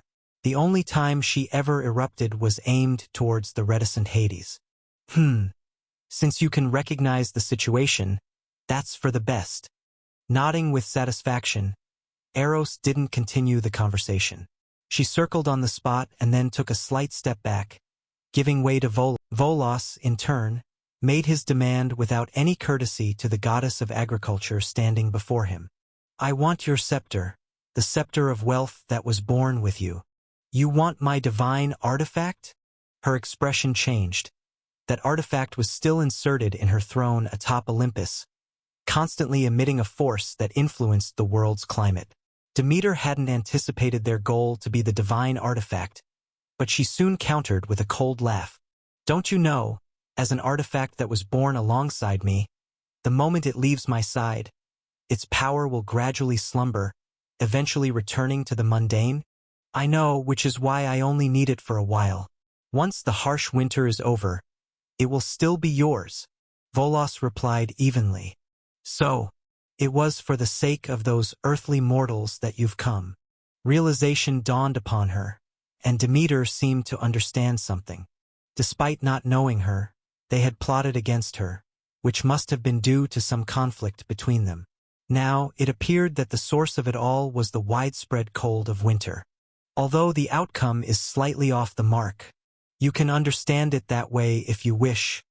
Nodding his head, Volos continued. So, what is your response? I refuse. Demeter did not agree to their request, contrary to the twins' expectations. Have Hades return Persephone to me, otherwise you can give up on your desires. I might as well stay with Hestia forever. You cannot threaten me. Her voice was intense as she firmly denied their request. But the next moment, Demeter's tone softened. Observing the twins before her, many thoughts flashed through the goddess of agriculture's mind. However, ultimately, a sudden idea eclipsed everything else. This catastrophe would eventually end. Zeus would not permit her to continue this way, and of course, compared to her, Hades would be under even greater pressure.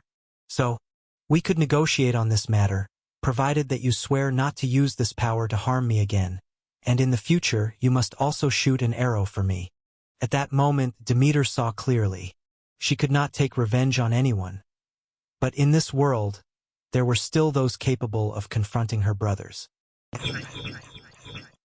Underworld, the gates of Tartarus. Within the chaotic timespace overlapping with the underworld, unknown rules had somehow emerged, contributing to stability. However, their presence made this place even more dangerous because as these rules continuously shattered and reformed, they released a terrifying force that could horrify any mortal being. Chapter 484.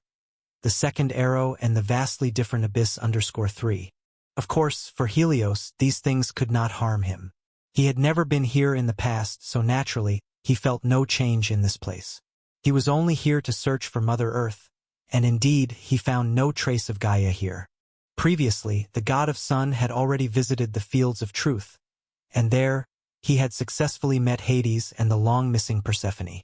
However, contrary to his expectations, the bride who had been forcefully taken did not seem excited or joyful upon seeing him. Quite the opposite, in fact. Throughout the conversation, Helios always felt that the other party was a bit disdainful. Nevertheless, the god of sun had still completed half of his mission for this trip. He conveyed the opinions of the pantheon gods and the divine king's tactful advice. Zeus had no intention of convicting Hades because of this, but the incident indeed affected the interests of all deities. And, unexpectedly again, Hades was quite agreeable to this matter. Although Zeus had agreed to his conditions first and now came bearing the guise of mediating conflict afterward, Hades still readily stated that Persephone was here to be the queen of the underworld, not a prisoner, so if she wished to leave, he naturally would not hinder her. But the next moment, Hades revealed another truth. Because the marriage of Zeus and Hera was the exemplar for the gods and his model to learn from, he had also shared divine authority with his own queen of the underworld. However, The price for the goddess of agriculture accepting the scepter was that her origin would henceforth be connected to the underworld. So, no matter what, she must spend half her time in the underworld from now on. That is a rule that even the primordial deities cannot violate. Whether Demeter accepts it or not, this cannot be changed anymore. Marriages exemplar. While listening to Hades's narrative, although Helios did not know whether the truth about the authority was true, he did indeed sense the clear sarcasm therein, as the marriage of King Zeus and Hera was also quite complicated in the legends. It is said at first, Hera was unwilling to accept Zeus's advances, always avoiding his pursuit, until one day when the divine king transformed into an injured little bird in a downpour, stirring up the goddess's boundless compassion. Hera held the bird in her arms, soothing its injured wings, but the next moment Zeus reverted back to his original form. The inescapable goddess ultimately fell into the hands of the divine king and thus had to agree to his proposal. Sigh, but I must say, being able to share a portion of their power, Hera and Persephone are indeed very fortunate, he said. By comparison, Amphitrite, the sea empress, falls far short of them, he added, shaking his head slightly, since he had already completed half his task. Helios was not in a rush to bring the news to the goddess of agriculture. Compared to ending the disaster that was affecting the earth, he was more eager to first avert the calamity that was about to befall his own head. Thus, looking at the entrance to the abyss and hesitating for a moment, the god of sun still stepped into it. No matter whether Mother Earth had entered or not, he had to search first. Moreover, this action would also give Apollo some trouble. After all, a brief entry and exit from the abyss might not cause too severe a disruption to the sun. But a little irritability was certain, and most importantly, all of it was very natural. A disconnection of authority leading to uncontrollable consequences and active interference are completely different. As long as there were no man-made factors, upon returning, Helios could easily claim that it was the sun's intrinsic rejection of Apollo. Although this might not dispel some of King Zeus's thoughts, it should, at the very least, by some time. I hope all goes well, he muttered to himself. With one step forward, Helios's figure immediately disappeared into the twisted space-time. No one saw this scene, as another deity entered Tartarus, with one exception. That was Gaia, who, because Helios had mentioned her, suddenly had a premonition. Space-time shifted, and light warped. In just a fleeting moment, everything before him had drastically changed.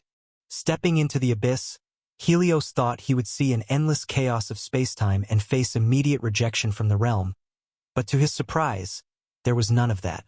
Layer upon layer of boundaries overlapped and then separated, with matter arranged within them. The suppressing force was quite weak, as if it had temporarily been diverted elsewhere. Looking at the interior of Tartarus before him, the god of sun was genuinely taken aback. So this is the abyss? It seems rumors really cannot be trusted, he said. Legends of the abyss were not so benign, he thought as he shook his head. Helios did not linger in place. Whether Gaia was there or not, she would not be at the entrance. He still needed to venture deeper inside in order to find any possible traces of Mother Earth. Chapter 485. Another lane? Carefully avoiding the layer closest to the entrance, Helios made his way deeper into Tartarus. He felt somewhat relieved that he had arrived early.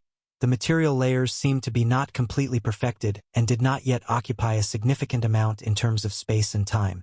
If he had arrived any later, it's likely that upon passing through the entrance to the abyss and the underworld, he would have directly fallen into the first stratum, rather than appearing within the true depths of the abyss as he did now. At that time, for Helios, who had never been to this place before, his only choice would have been to return the way he came. After all, faced with the countless, overlapping different strata, even the god of sun felt somewhat dazzled. It was a good thing that there were no native deities in the abyss. Otherwise, even if each stratum gave birth to just one territorial god, Helios thought the sight would have been sufficiently terrifying. So this is the true face of Tartarus. If there were even more life, I might even mistake it for the underworld, only with a harsher environment. However, speaking of my trip to the underworld this time, I always feel that the law of the nether has become more active. Is it just my imagination? With some confusion, he then shook his head and, after briefly recording the surrounding environment, Helios did not linger any longer. Time in the abyss passed much quicker than in the outside world. Even on the outskirts, the difference with the material world was clear. However, it was foreseeable that the effort he would spend here would be substantial. After all, this was a vast space equivalent to the material world, unfathomably deep. Finding traces left by Gaia here would not be an easy task.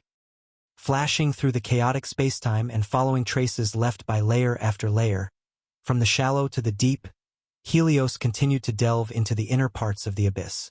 Various wondrous scenes flashed by, and each stratum seemed to follow laws that were vastly different from the others.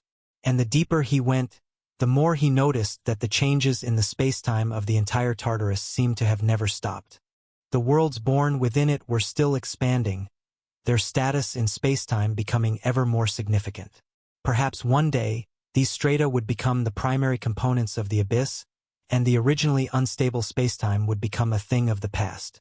Like in the material world, it is said that at the beginning of creation, the whole world was an immense void.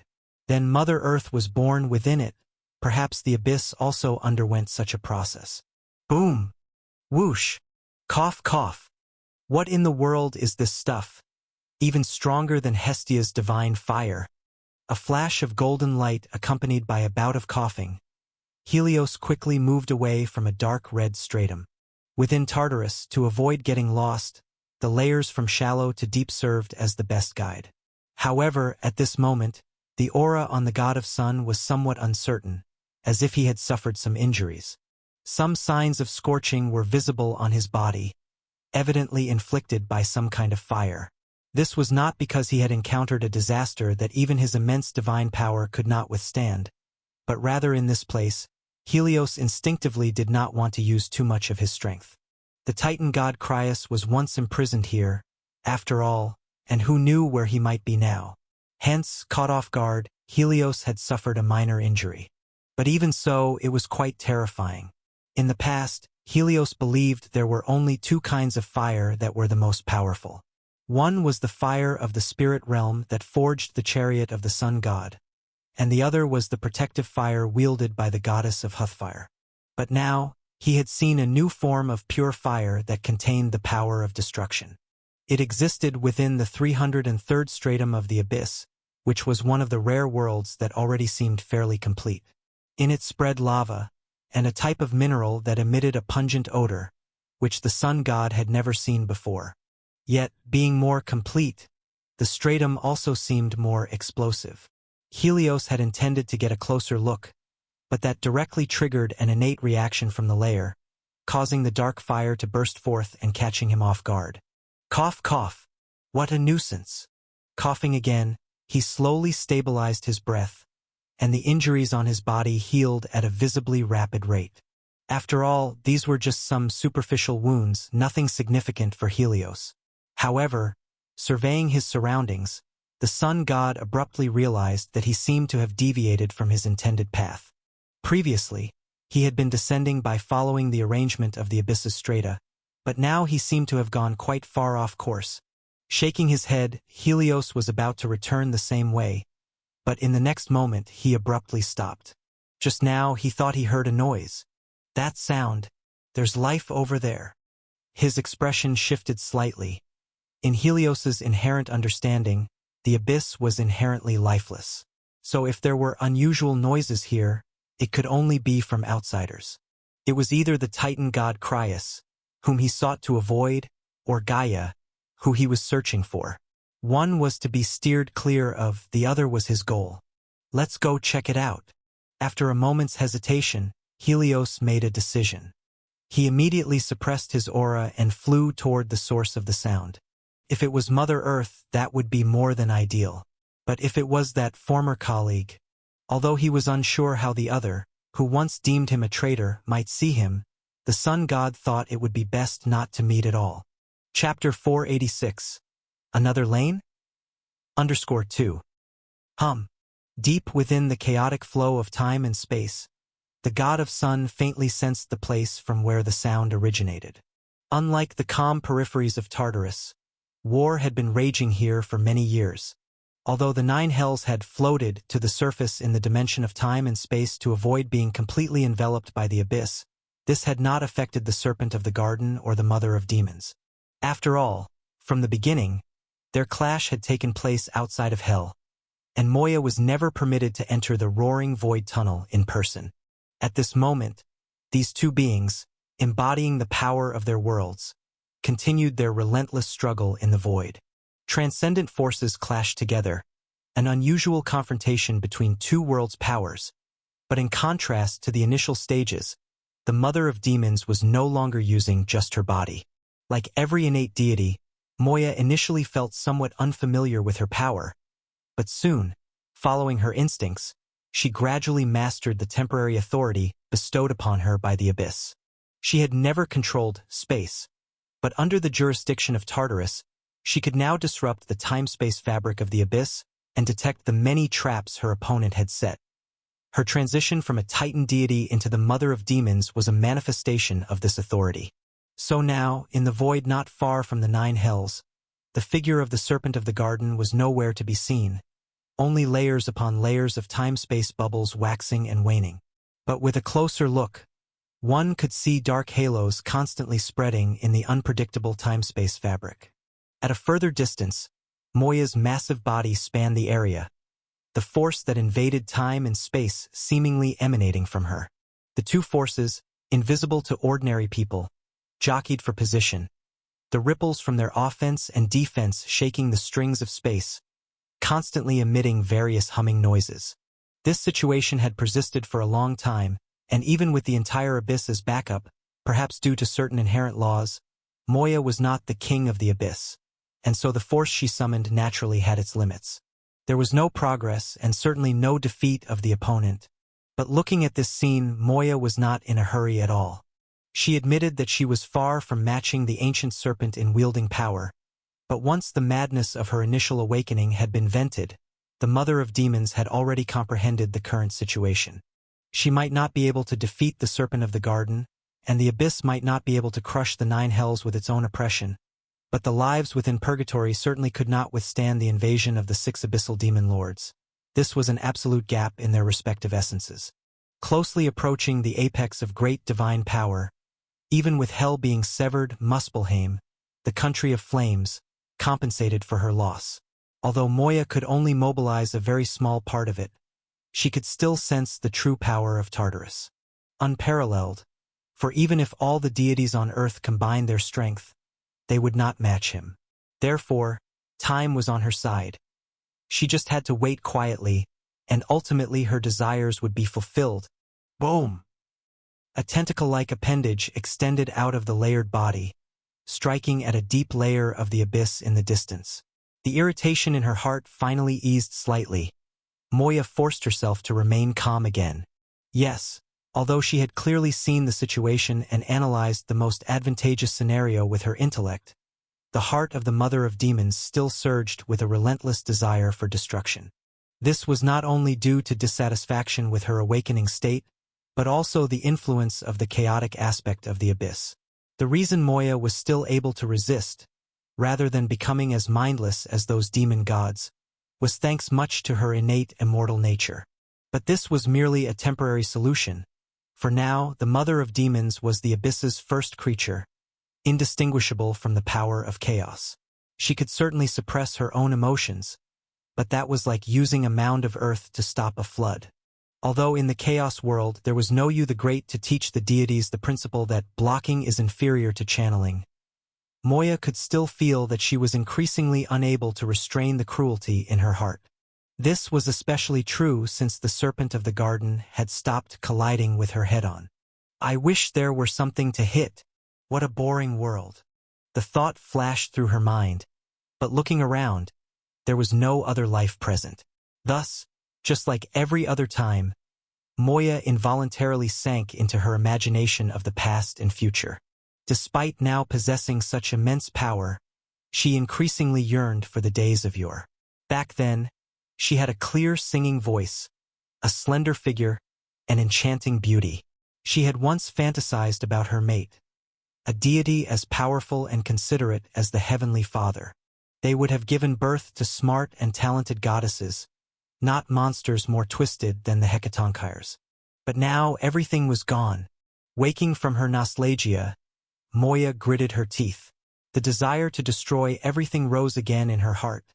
And this time, the mother of demons simply went along with this desire, fantasizing about the near future.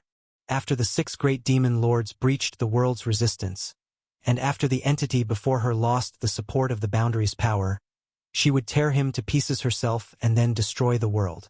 Chapter 487. Another lane? _3. By that time, Tartarus would no longer prevent her from going to the present world, and might even, as a reward, allow her to retain the power bestowed upon her.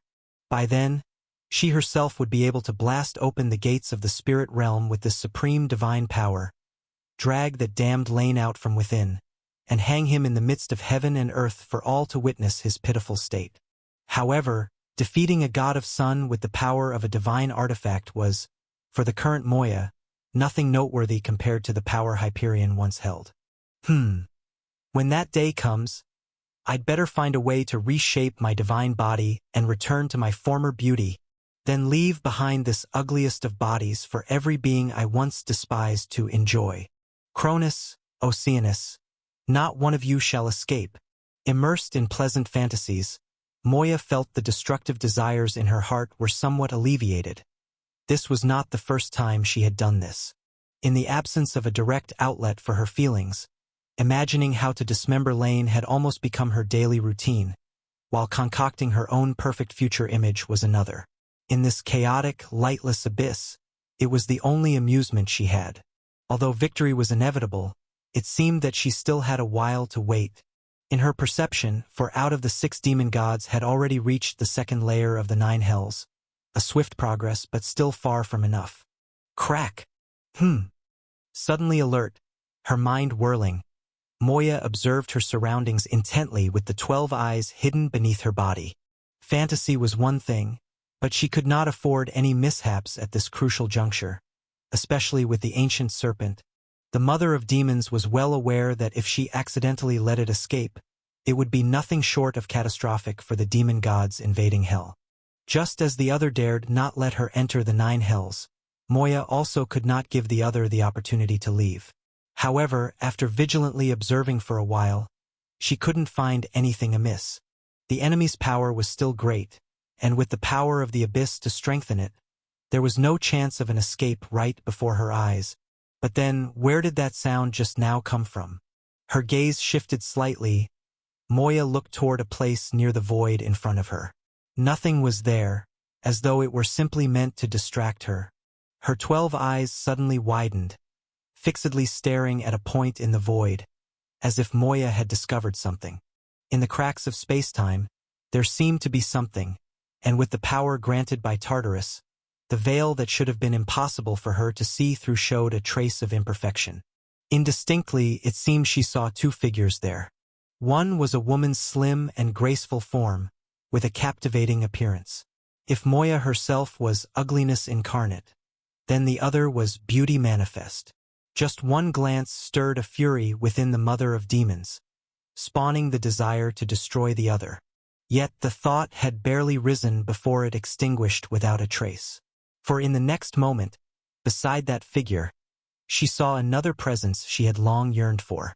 The familiar face, the familiar demeanor, the familiar power, and he was holding the waist of that figure, as if observing the battle from the sidelines.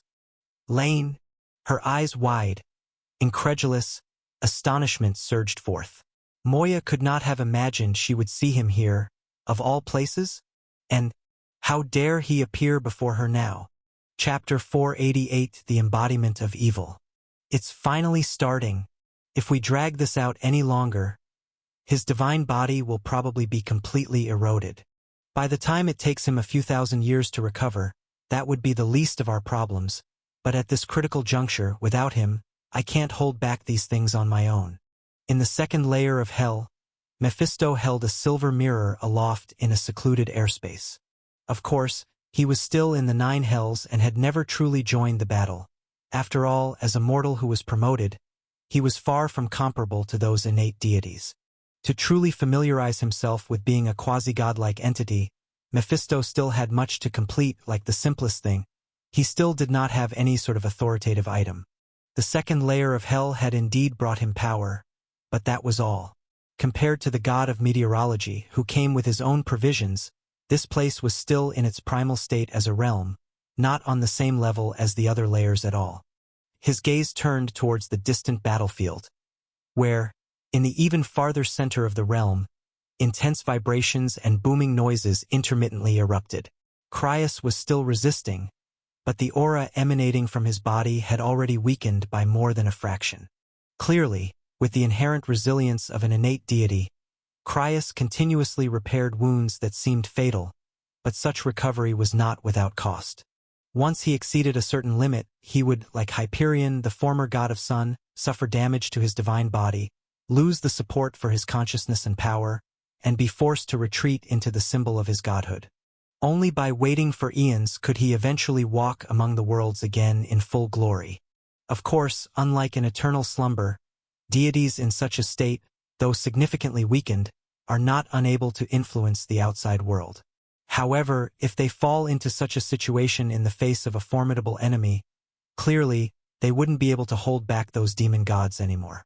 Yes, it has begun. Your method had better work. Silently, a voice came from around Mephisto. However, there was nothing around the devil at this moment.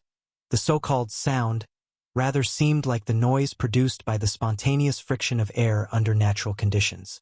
Obviously, nature couldn't produce such a human-like voice. Therefore, it must have been created by a sentient being. Moreover, in that barely perceptible voice, Mephisto detected an odd emotion. Indeed, the devil understood this quite well. He lacked the ability to see through the realm, and before, he had no idea of how ugly that mother of demons was. Now he knew, and deeply lamented on behalf of his boss for that matter. But it couldn't be helped. If he could take the place, he would step up himself. Well, Mephisto had to admit that deep down, he actually didn't want to step up at all. Ahem, Your Majesty. This was personally verified by you, and it's currently the best strategy. Regardless, when it comes to raw power, we're still lacking. With a subdued cough, facing his superior's interrogation, the outstanding employee expressed his helplessness, yet he defended his standpoint earnestly. If possible, who wouldn't want to simply bulldoze their way through? However, after repeated confirmations, it was clear that the Nine Hells indeed fell far short in raw power compared to the Abyss, and seeking outside help was an impossibility. Yes, initially, Mephisto hadn't planned to use Hell's power alone to confront Tartarus.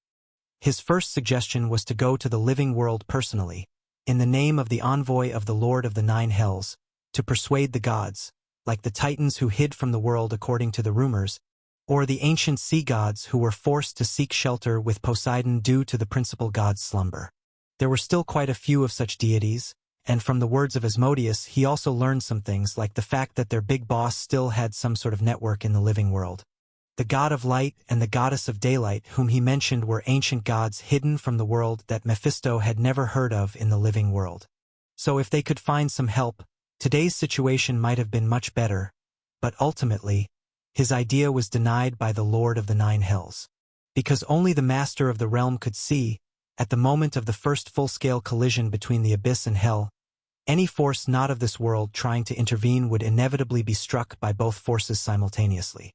Fundamentally, the two were still one entity. Divine artifacts were not a big deal because they did not possess consciousness, but if gods from the outside joined, their fate would be imaginable. Therefore, with insufficient raw power and the difficulty of external forces intervening, Mephisto had to apply his wisdom to some more unconventional methods. For this, he proposed several ideas to the Lord of the Nine Hells, some aggressive and some conciliatory. However, to his surprise, the one he saw as having the lowest chance of success was ultimately chosen. The key to success or failure is still whether it's, as you said, able to make the mother of demons lose most of her sanity. Halfway through his words, Mephisto immediately halted. As for what relations the Lord of the Nine Hells had with the monster from the outside, or how he knew how to provoke her rage upon her birth, Mephisto was unsure and didn't intend to be sure. His responsibility was to give advice. After all, matters affecting the rise and fall of a realm were still to be decided by the true master of the Nine Hells. Chapter 489, The Embodiment of Evil _2. The voice fell silent for a moment, but Mephisto could still feel a certain gaze focusing on him. Shortly after, the air vibrated slightly, and that voice, as if emanating from the world itself, once again rang beside him. "You're right, the one who truly makes the decisions is still me, and this is already the most likely method to succeed. You've done well, and if all goes smoothly, after this battle, you will truly become the lord of the second layer of hell. As for the matters in the mortal realm, if you can handle them well, I have another reward for you." The voice had calmed down, and the odd feeling in the words earlier seemed like an illusion. That's right. A slight loss for a world lord was not something to be overly concerned about.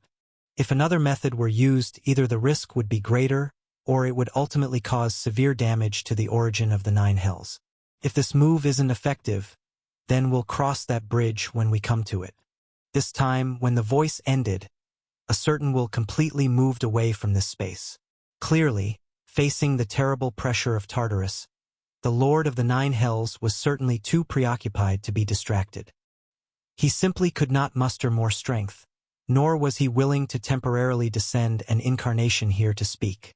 Feeling the overseeing presence depart, Mephisto breathed a sigh of relief and then gracefully bowed to the void. "It's time to begin," he whispered, but this time it was for himself to hear. Since there were no additional complications, everything naturally should proceed as previously arranged. A faint light glowed in his palm, and streams of divine power began slowly infusing into the silver mirror in his hand. In front of Mephisto, the divine artifact began to gradually awaken. Note 1.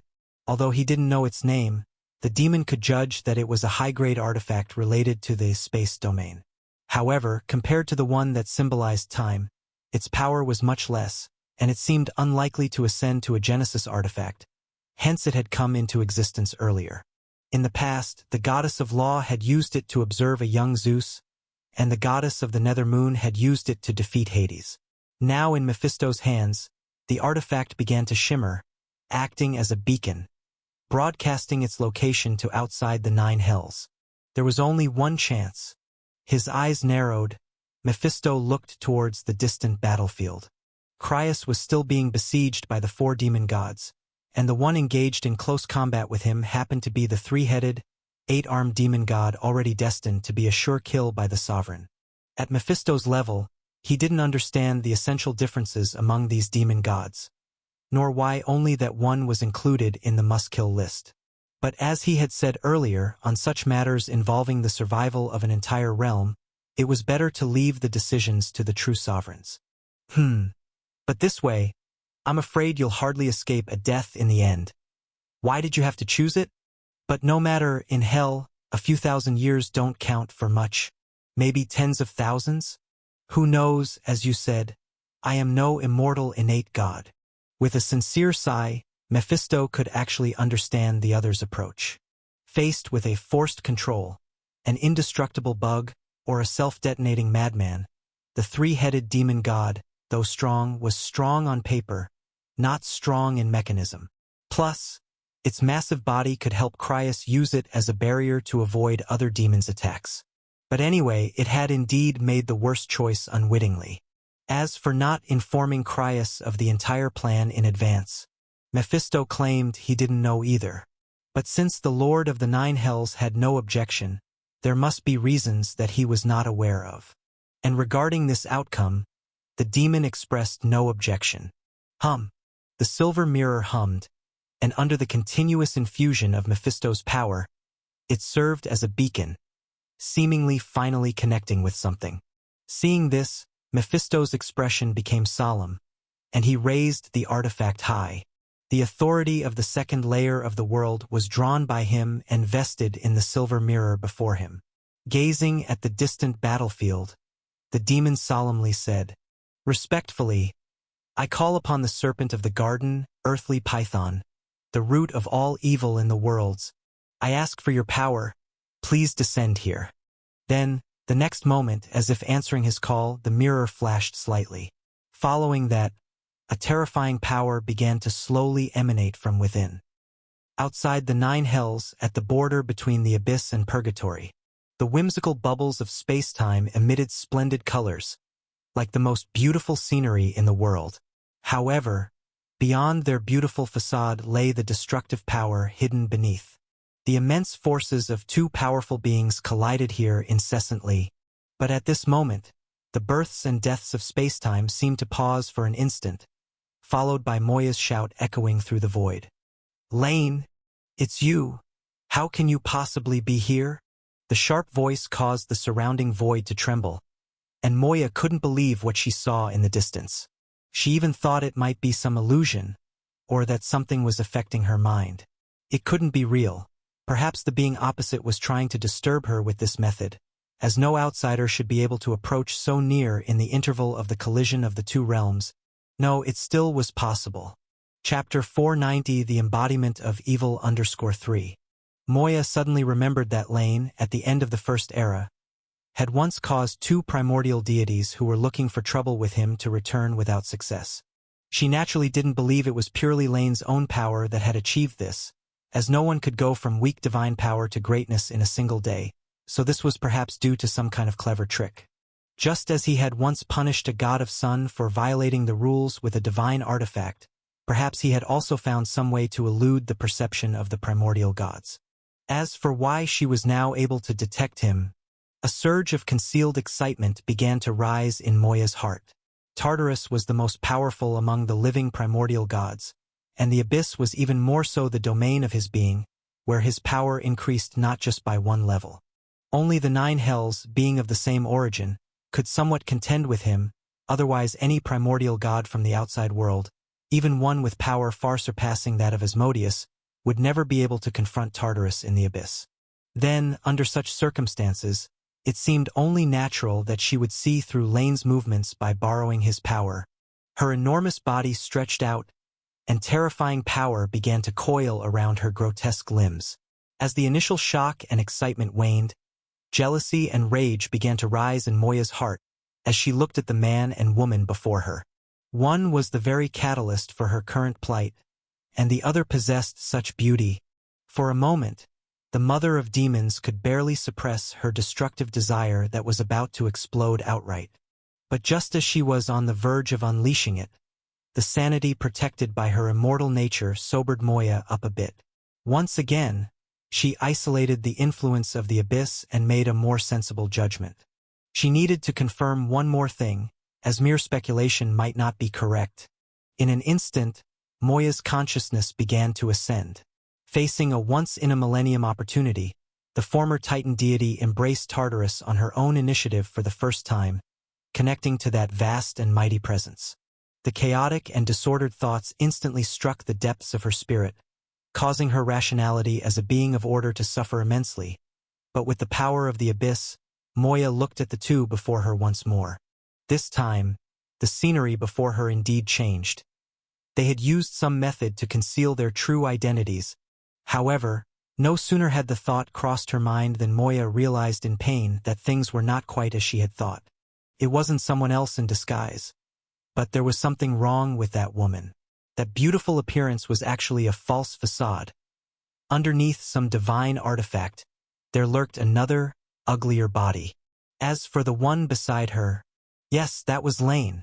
The familiar power, the visage she still remembered to this day, all confirmed the identity of the newcomer. Her judgment had been correct, and in that instant, realizing the situation before her, Moya couldn't help but laugh out loud. Hee. Ha ha ha ha ha. A deity capable of weaving beauty, successfully deceiving even the cunning prophecy reader with her own authority. And this enemy she'd longed to face. Could there be anything better? There couldn't be. As reason's thread neared its breaking point, in the last moment of disconnecting from the abyssal will, Moya's power surged, firmly locking onto the distant ancient serpent. The enemy must be caught. This formidable adversary must not escape. As long as she was around, it had nowhere to go. Having made her final arrangements, Moya finally completely gave in to her instincts.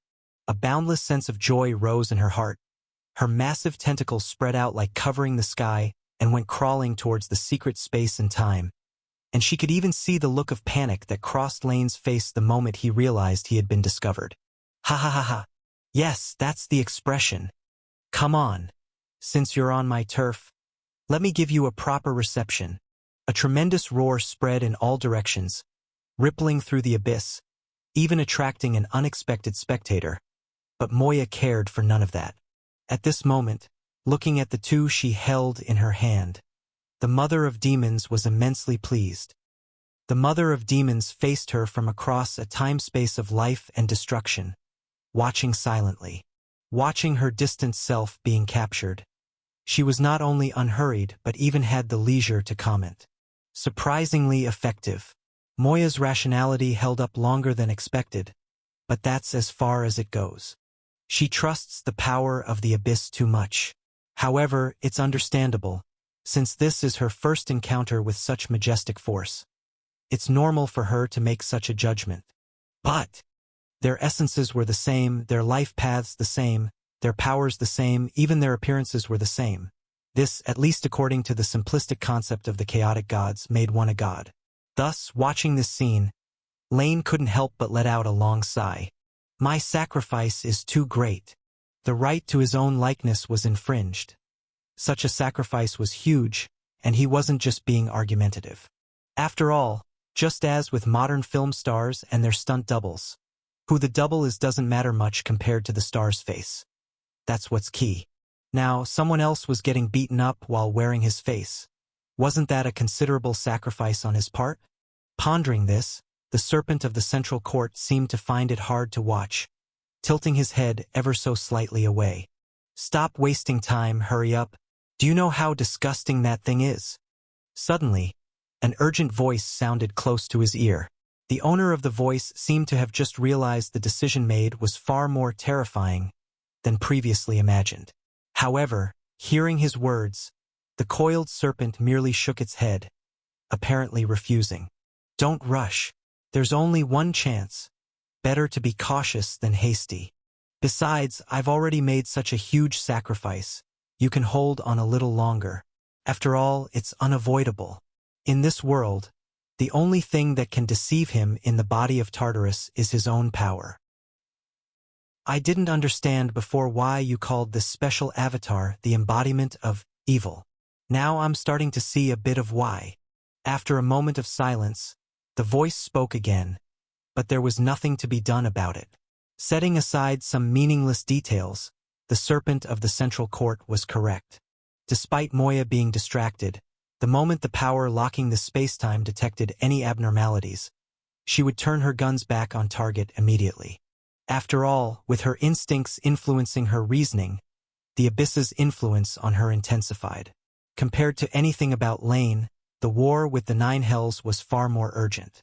So, how much longer do you need? The voice came again, and this time the serpent gave a definite reply.